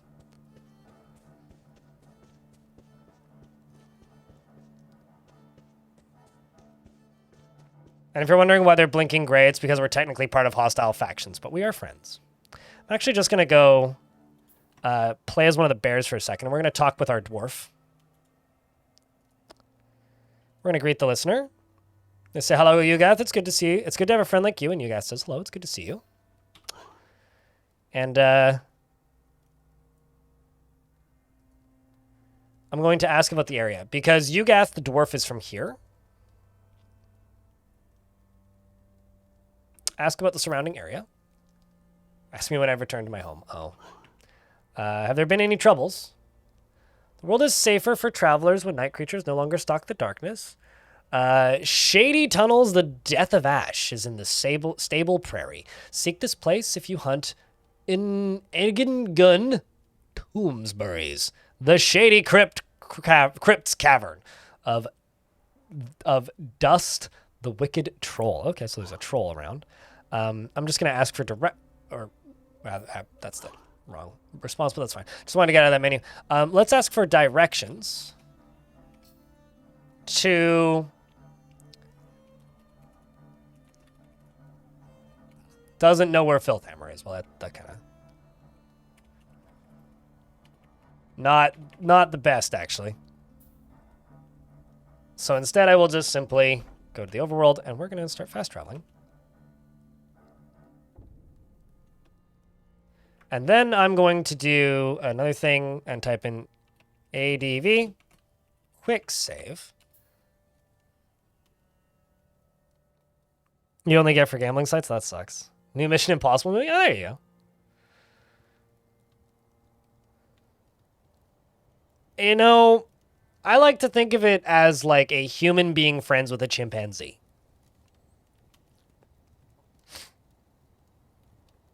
That's what I like to think of it as. If we want to make this existential nightmares, we can, but I'd rather not, which is usually the stance I take on such things. It's like, well, I mean, it can be as fucked up as you want it to be, but I don't think it's that weird. They're more like a bear-like man thing instead of a man-like bear thing, if that makes any sense.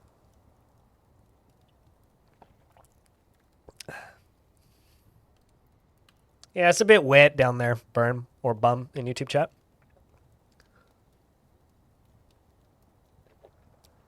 All right, chat.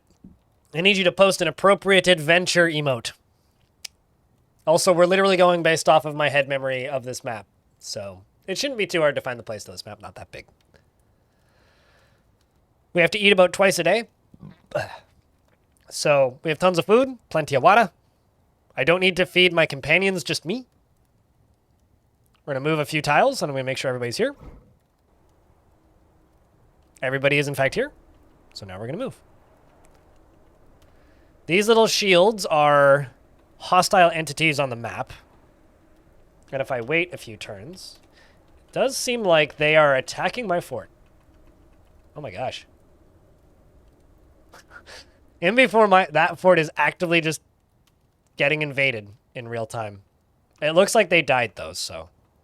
Oh, nope, now they're leaving. Should we... Chat, should I ambush this shield? This is a big risk. It could also just be kidnapped thieves. But whatever it is, it just... Oh. Huh! Do you guys see what it is? Do you see what the creature here is? That is the threat. It's a fucking honey badger. Honey badgers are considered hostile entities on the world map. That is hilarious. I did not know that. Anyway, it's dead now. We killed it. Ah, honey, you're such a badger. It's probably a group of honey badgers. Oh, that's so fucking funny. That's pretty good. A+.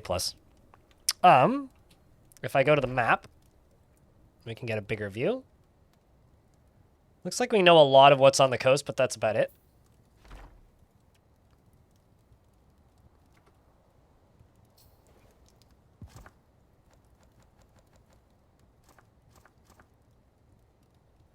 Okay, so we are familiar with areas down here that I was invading previously.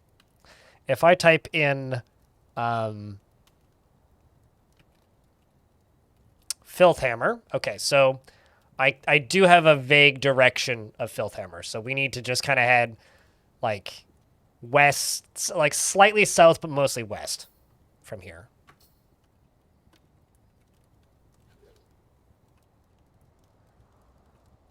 I did, in fact, save the fort from that incursion of the hostile badger. I did, in fact, do that. You're welcome. All right, let's... It is nighttime. Let's just sleep until dawn. There's badger blood all over the ground. Let's sleep for 8 hours.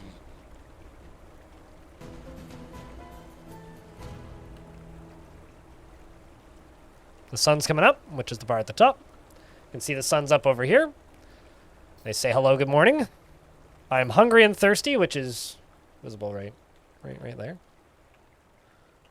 I can't stand up because there's somebody on top of me. Well, can I stand up, please? Thank you. Walk over here. I'm going to right-click this and drink some water. It's morning and you get thirsty in the morning. Like I said, you only need to feed and water the character that you are controlling. So because I am not controlling the bears, I don't need to worry about keeping them fed and watered. They will do that themselves. Yeah, quite literally a bear pile. Yeah, we slept in a big old pile. All right. Now that we have bested the unstoppable honey badger, we shall now move left. I'm also going to jump up to the quest screen, and I'm going to type in, go to sites and type in Filthhammer. Can I pin you? I don't think I can pin Filthhammer. Let's see if any events have happened in Filthhammer yet. Nope.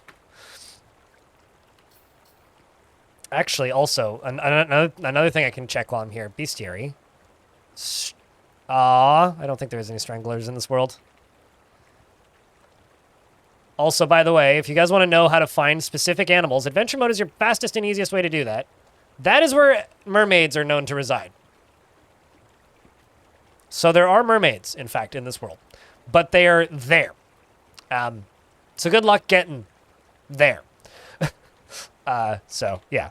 If we type in maybe sperm whale, also in the middle of the ocean. What about sea? Oh, there's seahorses. Okay, how about there's no sea serpents and no sea monsters, sadly. How about sharks? There's blacktip reef sharks, a blue shark, frill shark, great white sharks are all known to reside in that ocean. Spongeman, SpongeBob.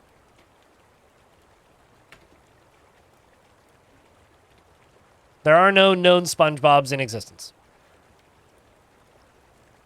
But that just means nobody's encountered one.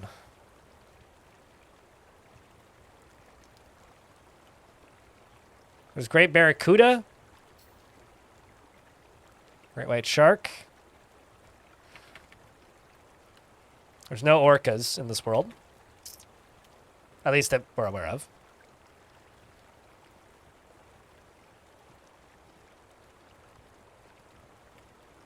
The thing is, this is only the stuff that is known to my faction, so somewhere in that ocean there are in fact mermaids, for those of you who keep asking.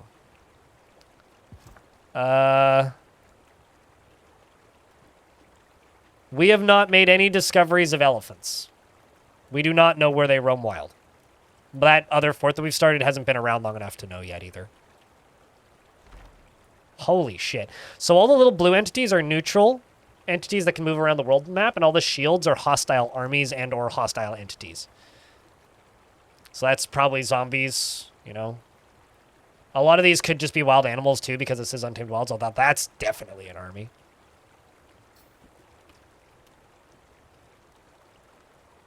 I'm going to try and get out of the Untamed Wilds, because sleeping here is a risk. Hungry and thirsty. Sip some water. Eat some food.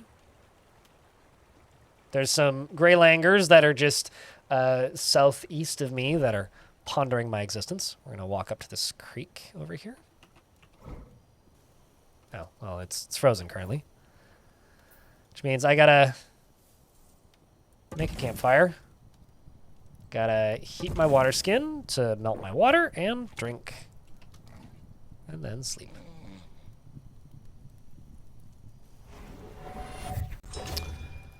It's still the middle of the night, but something has awoken us from our slumbers. I don't see whatever it is. So I will, instead of worrying about potential combat, I will just take off and we will travel through the night. There's a tower over there, Necromancer.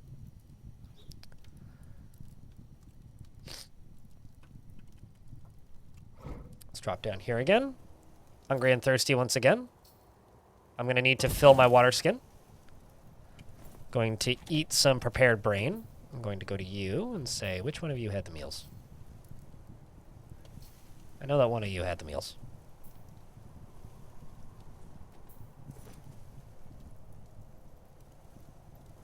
Let's just grab five of those. The hen egg roast. That sounds delicious, actually. Also place that hen egg roast in my backpack, and then I will go down here, and I will heat my water skin and drink the last of my water, and then we'll finish snoozing until dawn.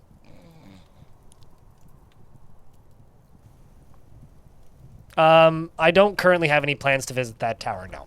Not in this adventure, at least.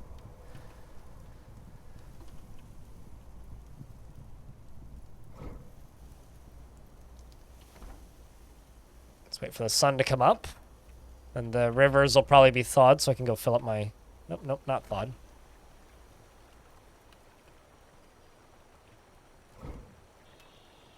Yep. What the fuck is going on up there?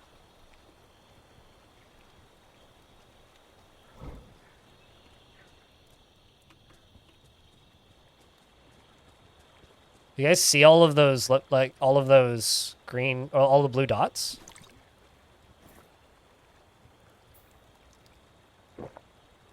Oh, look, carp. Oh, shit. Don't want to drown. Drowning bad.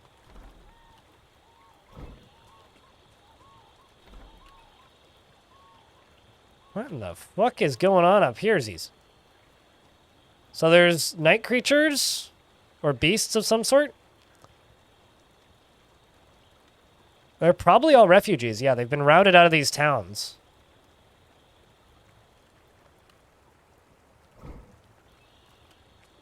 Let's see.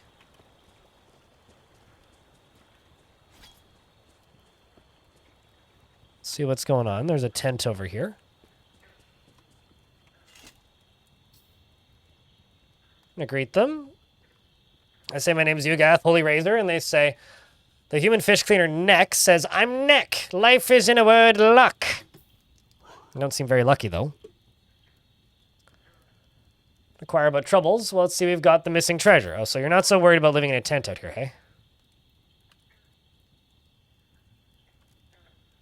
The Goblin Toad Dread Showers wants Petal Tufts, the human skull totem, returned to the deep plates. A human skull totem, eh? Neck is about a day and a half travel to the south. Oh, so like there's a goblin south of us who wants some sort of artifact returned. Let's ask about the surrounding area. Ask me when I return to my home. Well, you don't know the area very well then. Okay, clearly. Well, have a good date. What about you? You look like a bandit. It's a human lasher. Hello. Let's bypass the greeting. Let's ask about troubles. And they step over me. Let's ask about any troubles again. Well, let's see. We've got brewing trouble with our neighbors and a missing treasure. Let's read about the neighbors, because that seems to be the reason you're here. Kurursin is not at war with us, but there's ill will between our peoples. The trouble started because of a dispute over the treatment of animals. Okay, so they're going to war with elves. I can also tell you in the surrounding area that this guy doesn't know much about the surrounding area. I'm going to stand up, and we're going to keep moving. You hate that they blink like that? That's just what happens when you have things that are not technically in the same faction together in a party. I'm a little scared of those night creatures, so I'm not going to go land on them, but...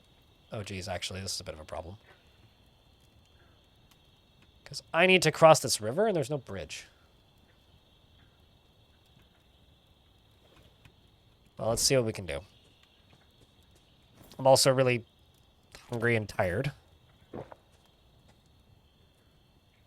Brown recluse spider. Those can bite you, by the way, and you don't really want to get bit by one. That is a big-ass river. Holy shit, that's a hippo. I'm going to walk away from the hippo.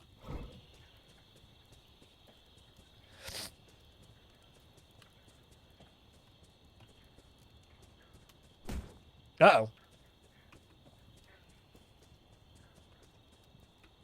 Okay, I'm just going to sleep for 2 hours because one of my friendlies ran away. All right. The sun's going down, but it's not sunset just yet. It looks like if I go this way, I can go around the river.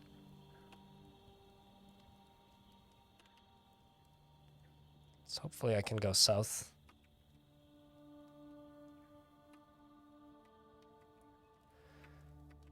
Well, I'm just going to sleep until dawn. That's what I'm going to do. It is, in fact, adventure mode.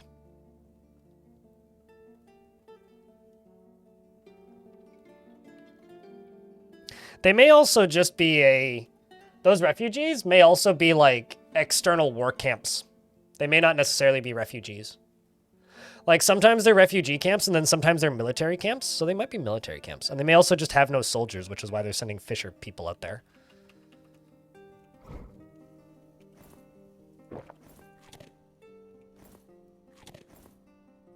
Oh. My water literally just froze.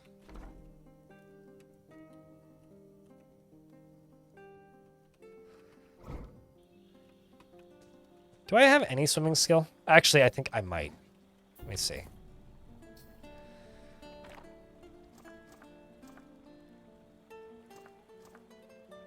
Okay, so I'm a novice swimmer because the default default skills now give you swimming. So let's just go here.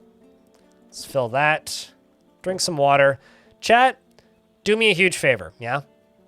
Cross your fingers and hope that the water doesn't freeze while I'm in it. Because if it does, I'm dead.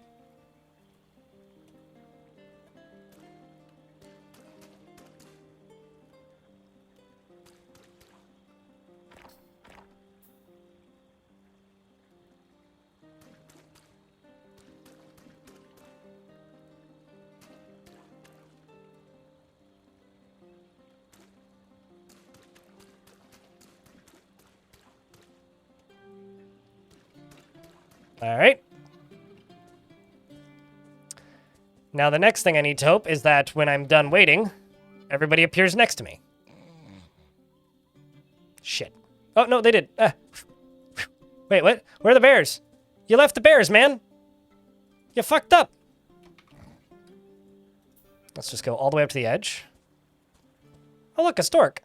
Must be bringing a baby to somebody.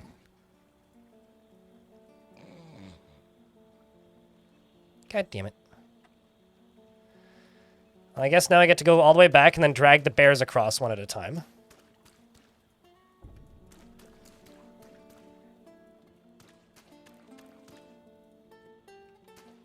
Bears must not like swimming. Wait until night to cross it? Oh, actually true. That would be the smart thing to do, wouldn't it? Like, just wait for it to freeze. Let's just sleep for 2 hours over here. Let them all come back. Uh-huh.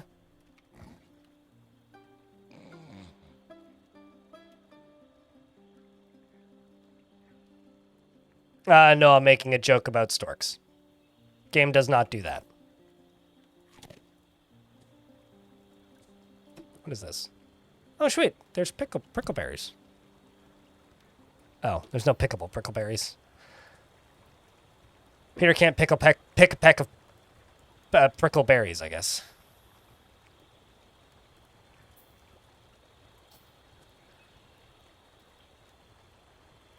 Did I not grab that anvil? I don't see anybody with an anvil. Uh-oh. Well, that's not good. Maybe I didn't grab that anvil. I thought I did, but...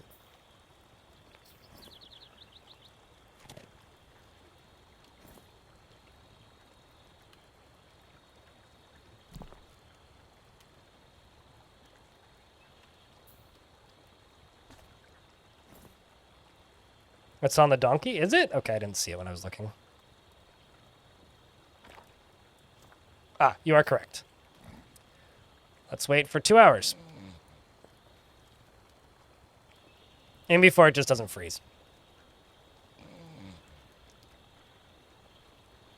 There we go. Halladorfia. Good call, by the way, chat. Good call.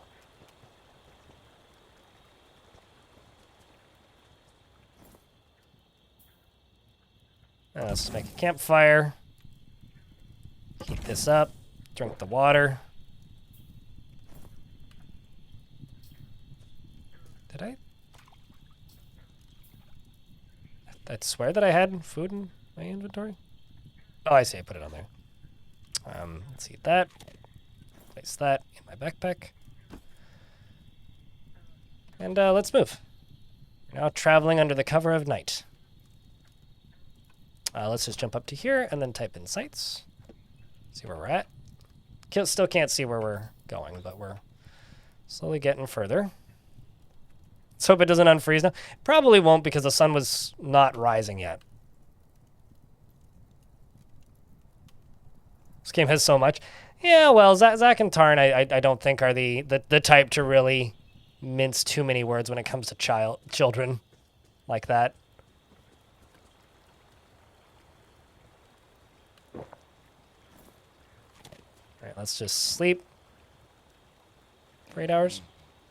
Be very cautious about oversleeping in adventure mode. If you oversleep, you will just like be starving to death when you wake up. Should be able to cross this.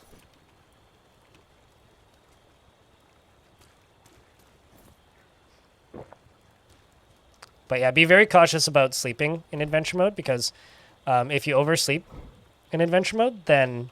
Oh, jeez. Okay, never mind. We're good. We got everybody. Where's Donkey? Just trying to do head count. There it is. If you oversleep, then you'll be like starving and dying of thirst. And if you're starving and dying of thirst simultaneously, then you have to like very carefully like refeed yourself because if you overeat or overdrink, you'll make yourself sick and start vomiting. So like, there's actually a term for it where like if your body is like super short on nutrients and you have been like starved for a really long period of time, it can take like days, if not weeks at times, to like properly give yourself nutrients again without dying or without like making yourself sick. So it's kind of a neat mechanic if you think about it. But speaking of, we're going to sleep over the night so that I'm not traveling at night. I want refeeding syndrome. Yeah, that's it.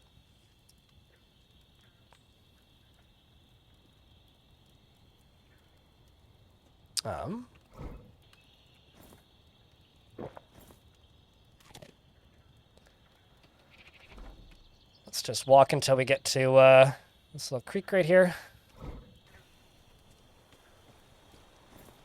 Let's drink water.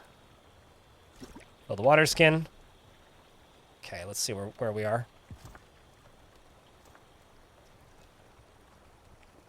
Still can't see where we're headed, so man, we got a ways to go still.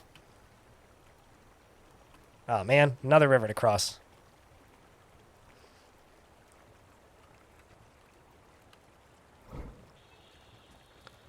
I guess I will go to the edge of the river and then wait until the cover of darkness. What do we have here? White yam plants? Pineapple leaves? Melons?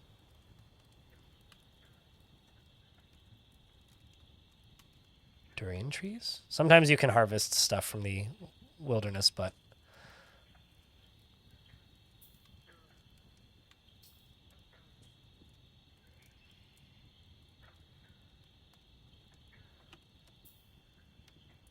Let's just grab that, eat one of those, place it in my backpack, and then sleep for... Actually, no, this one we could just cross. Sun's still going up in the top right, so I just go over here, look a bunch more storks, and then wait for 1 hour. They should all join me on the other side. Yes, they did. You know, they're murdering a snake. Someone doesn't like snakes, I guess. I will say that like there is a lot of things that adventure mode does that it makes me appreciate the rest of the game more. Even though it's not as compelling of a mode as Fortress mode is. And I'm always more excited to see Fortress mode features being added than adventure mode features. But I do really like how it makes me appreciate the rest of the game more. We're getting there slowly. We are literally going from one end of the world to the other, though. So this is like not a short trip. This is what is this? We are in a sinister biome. That's not too bad, but... And... I'm sorry, what is the name of that? Hellpecco? A mysterious lair? Okay. That's where we're going. So we're a little... We started here, and we're going here. We are in an ad break right now, so we will wait until the ads are done. But I'm going to go take a piss. I will be right back.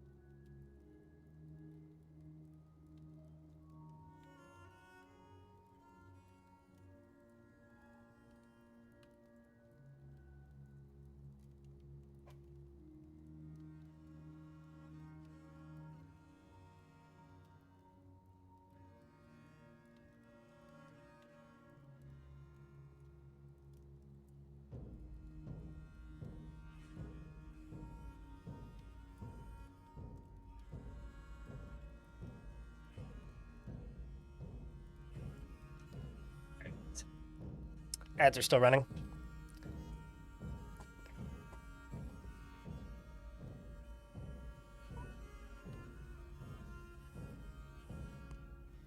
YouTube chat saying it's not accurate. I'm not sure entirely to what you're referring to. You might be referring to the reef-reading syndrome. What I'll say is things don't need to be accurate. They just need to be convincing, right?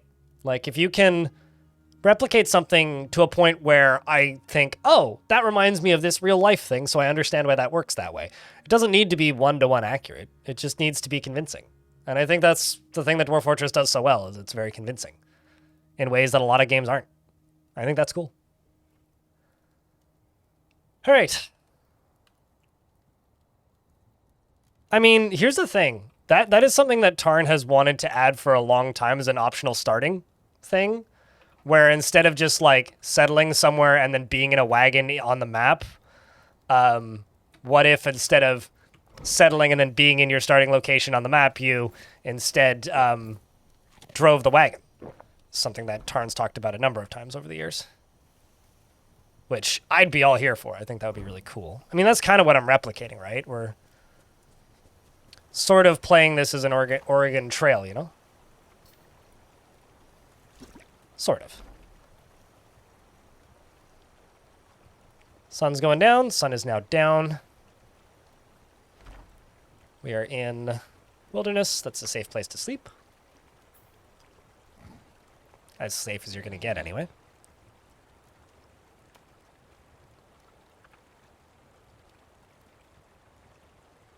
This is adventure mode. Jesus in YouTube chat. Chat, Jesus is in my YouTube chat. What do I do? Sure, did you hear the Pope died? Have you spoken to him recently? Just tell him to make sure that like whoever they appoint next is like, you know, appropriately woke, because it's better for the world. Ask him about politics. Is it weird becoming a zombie?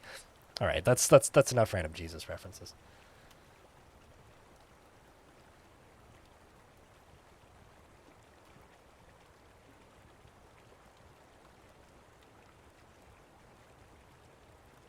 You're in a coma for a week, and the one thing you won't forget is the pain of your digestion when coming back to life. I believe it.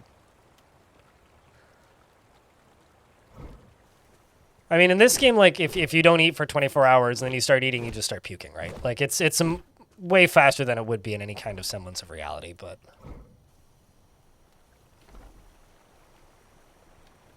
All right, let's just go over here. But that's crazy that you were in a coma for a week. Wouldn't wish that on anybody. It's terrifying.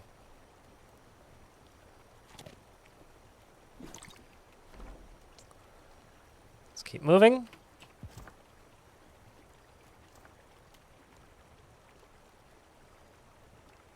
We're very close now. Jesus, what hair conditioner do you use? Head and Shoulders, obviously. Although that's not technically a conditioner.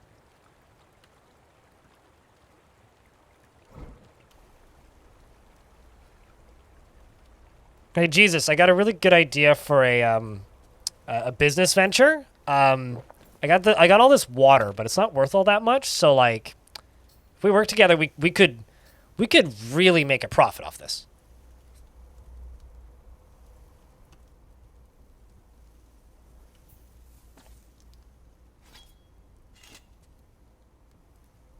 They are shouting about no need to feel vengeful.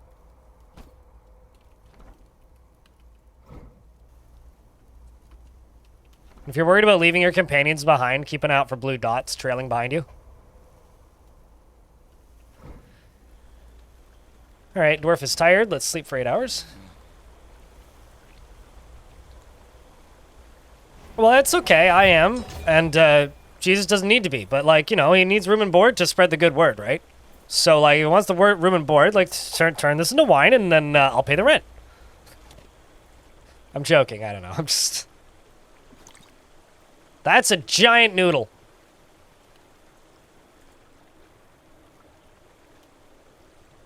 I found a big FG. Slim giant river otter and a giant otter. Uh-huh.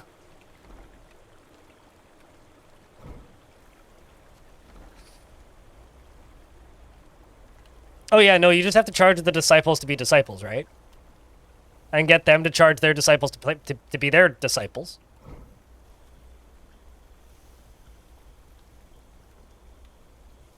It won't let you in, otherwise you'd be hella down.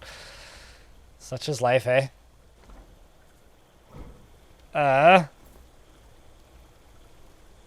Although these days the US would probably, you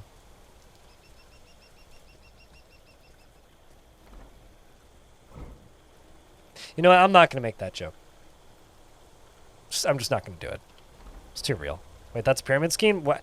I have a very, I'm going to ask a question. I'm going to give you an answer in the form of a question, Tilia. What is a religion?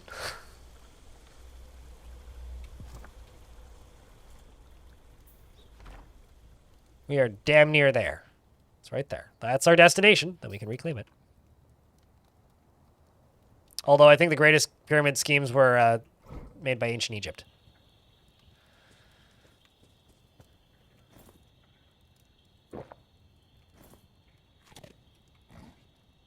Sleep for 8 hours.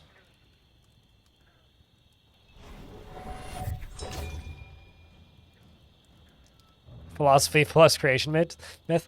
You also need to remember, I'm just not to be taken seriously at this precise moment.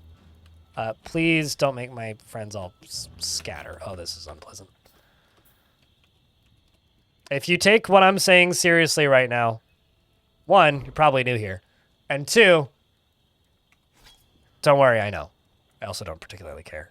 But most religions are a mental health destruction mechanism and a means of control, which usually leads to people doing irrational things for the sake of something that they believe in, because nothing is more effective and powerful at controlling masses than convincing them that there's something more when they die. Hi, new here. I'm blind.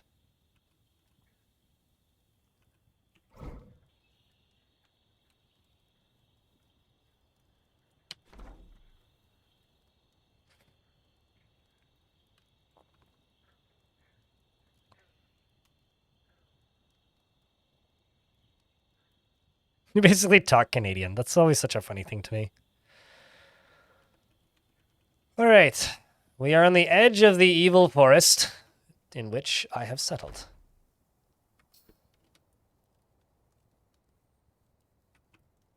Plan to never die? Right. Okay, let me know how that goes. In like 250 years. See that? That's my fortress. We're going to go there.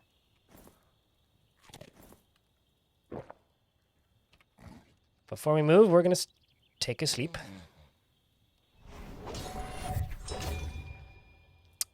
Getting scattered by some angry alligators. We got ambushed by Florida. This place really is just Florida, isn't it?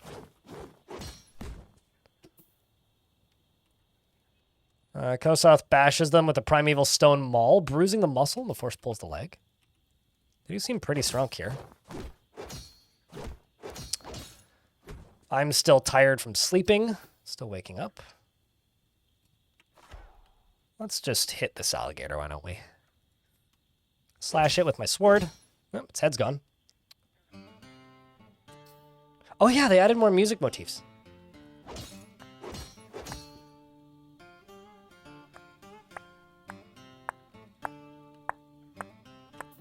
Armok never asked for your money. Well, Armok didn't, dwarfs did. Bloody capitalist dwarves, Ming.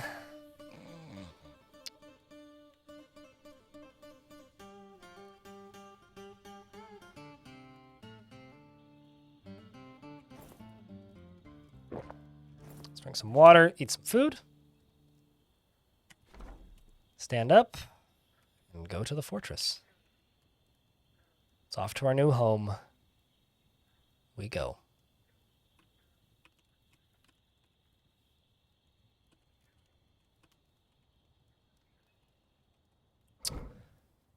Just barely exiting sunup.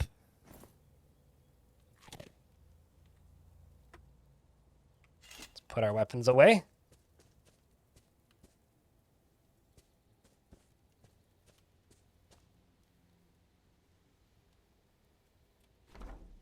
Okay.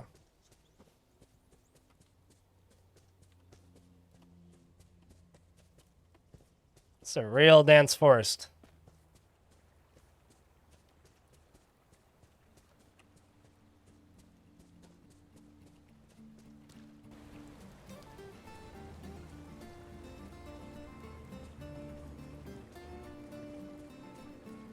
It's weird because we're in an evil biome, so it's playing evil biome music. But it's also playing unrelated music. Okay. Where is they? Chat, if you spot a wagon, please shout.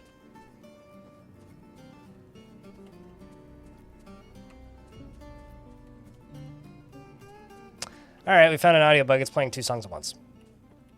Although it might just be playing the interlude that it plays. Oh, I see it stopped. There we go. Just a messy transition.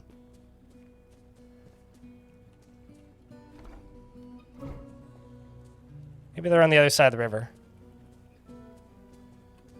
Can't actually remember where they were. Exactly.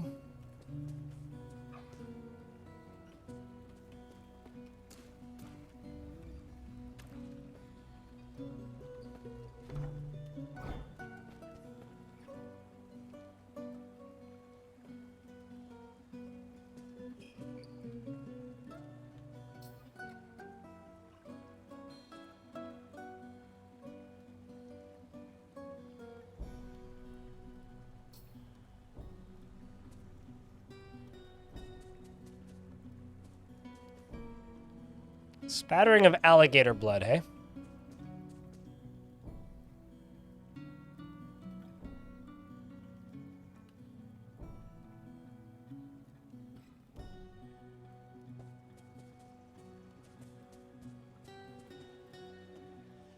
Just have to find them and introduce myself.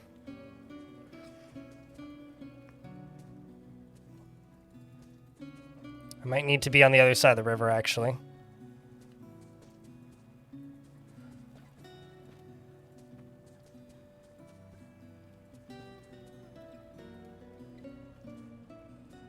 Whew.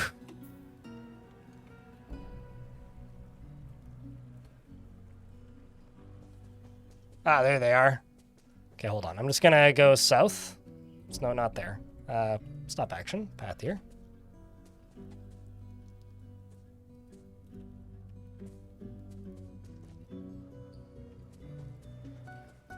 Gotta go down to here.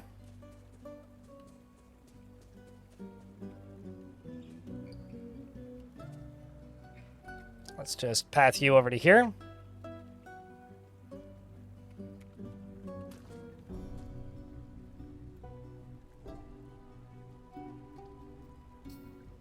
Path you over to here.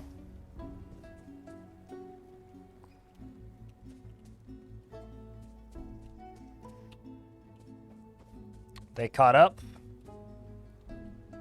Why am I sprinting? What? Oh, I see. Probably because my AI took over for a second.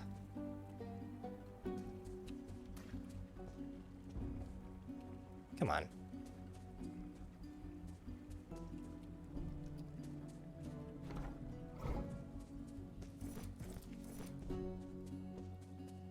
And wagons are very scary. This is true.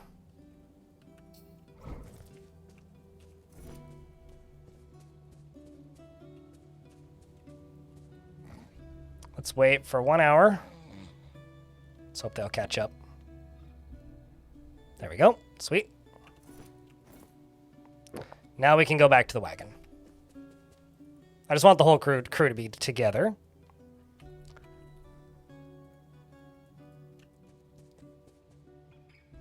Let's hope it doesn't start raining. Then I just need to introduce myself with the adventurers and then retire the party here. What?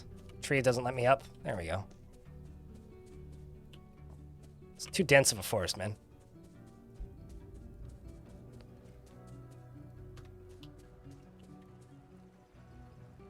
All right, let's put our weapons away.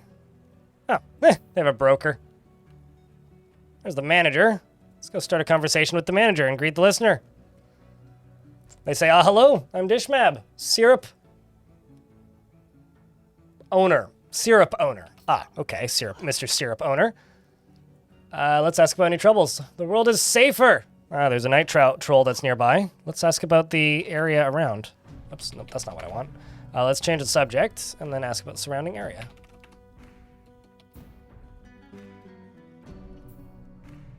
Ask me when I return to my home. Man, they're never that useful, the surrounding area stuff.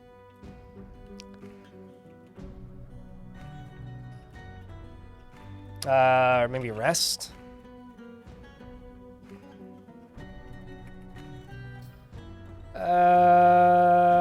Ask listener to join you, investigate, interrogate, place favor request, issue order demand. Can I not ask to stay the night? Oh, come on. I just want to be specific. Ask about the local ruler. The Abyssal Torch rules Filthhammer. You're right in all matters. All right, well, how about you? Let's introduce ourselves. Oh.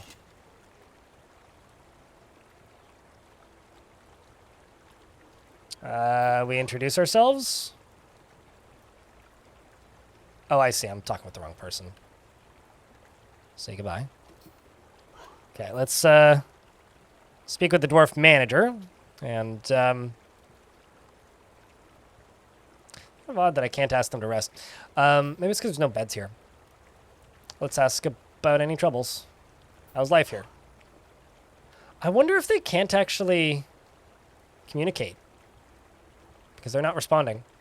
Like, I wonder if they're speaking a different language. Well, regardless, I'm going to retire this band here. Actually, I'm going to say ADV quick save. 2.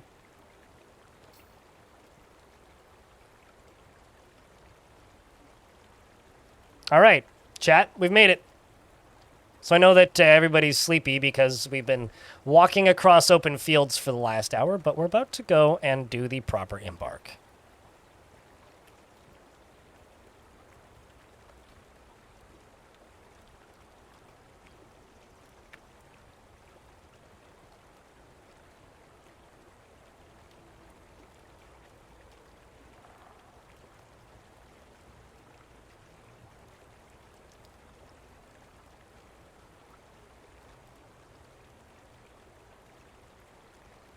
Just updating titles here.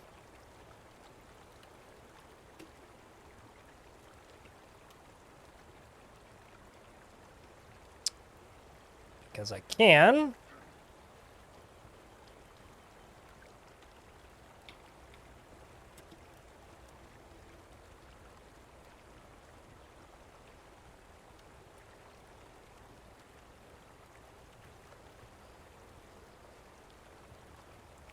And then we will retire this fort.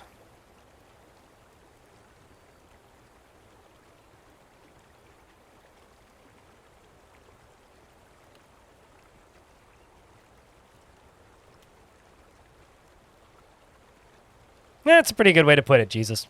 Not gonna lie. Chat, do you guys want to know Jesus' brief explanation of religion, or as they said, TED Talk? Save to this timeline. Religion, in short, is a community of hope and purpose, as well as a mechanism for equality. However, it's also easily exploitable system that can just crash the game. That's why I saved. It's also an easily exploitable system that can have catastrophic effects, as pointed out. That's it. I actually say it's pretty well worded.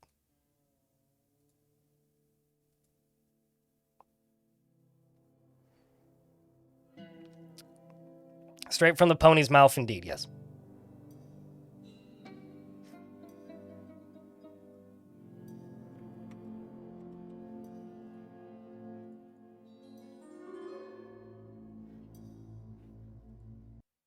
All right. Now, let's try retiring again.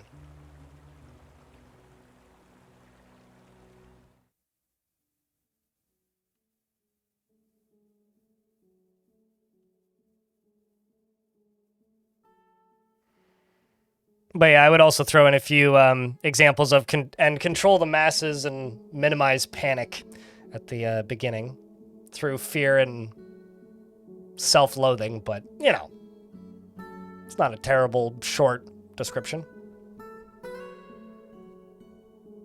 But it is mostly a form of, well, at least Catholicism is largely a form of shaming oneself into following orders, but not going to dive into it more than that.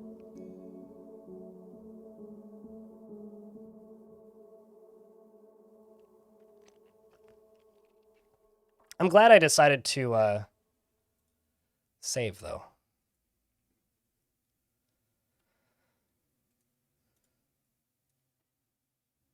And now we wait and see how this goes.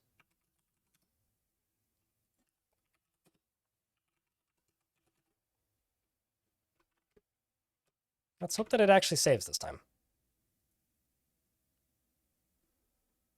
I will be a wee bit saddened if it doesn't, or if it does.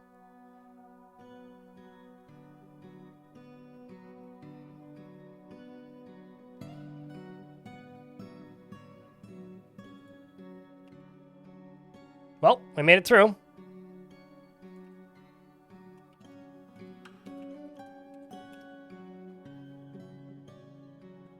We made it through. So now we're going to start a fortress in a new world in the mythical realms.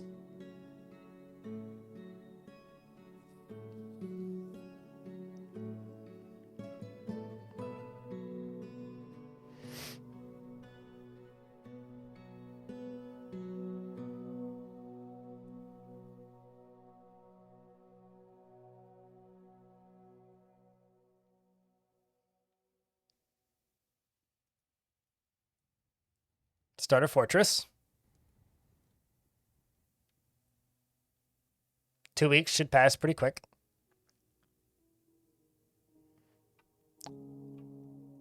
Skip the tutorial. Make sure I'm part of the right origin civ, which is the Hammers of Dance, which has 2 locations because this one clearly hasn't been destroyed by the honey badgers yet. And then we're going to reclaim unretire Filthhammer. Because in the early spring of 1059, the Abyssal Torch of the Hammers of Dance founded Filthhammer. And then in the late autumn of 1059, that's not totally accurate, the Abyssal Torch of the Hammers of Dance at the settlement of Filthhammer regained their senses after an initial period of questionable judgment, which was me retiring it. It always says spring, regardless of whether or not it's actually spring. Then, I'm going to click this button. And now, the fortress begins for real.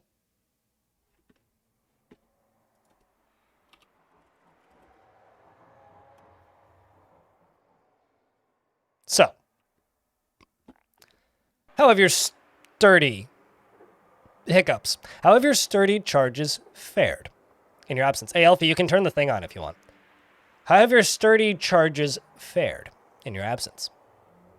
Have they gone on adventures or moved on? Perhaps they're all still here, unwilling to leave the magnificent fortress you prepared for them. Deep underground, the promise of treasure and the thrill of overcoming danger have lured you back to this place. Will you strike the earth again?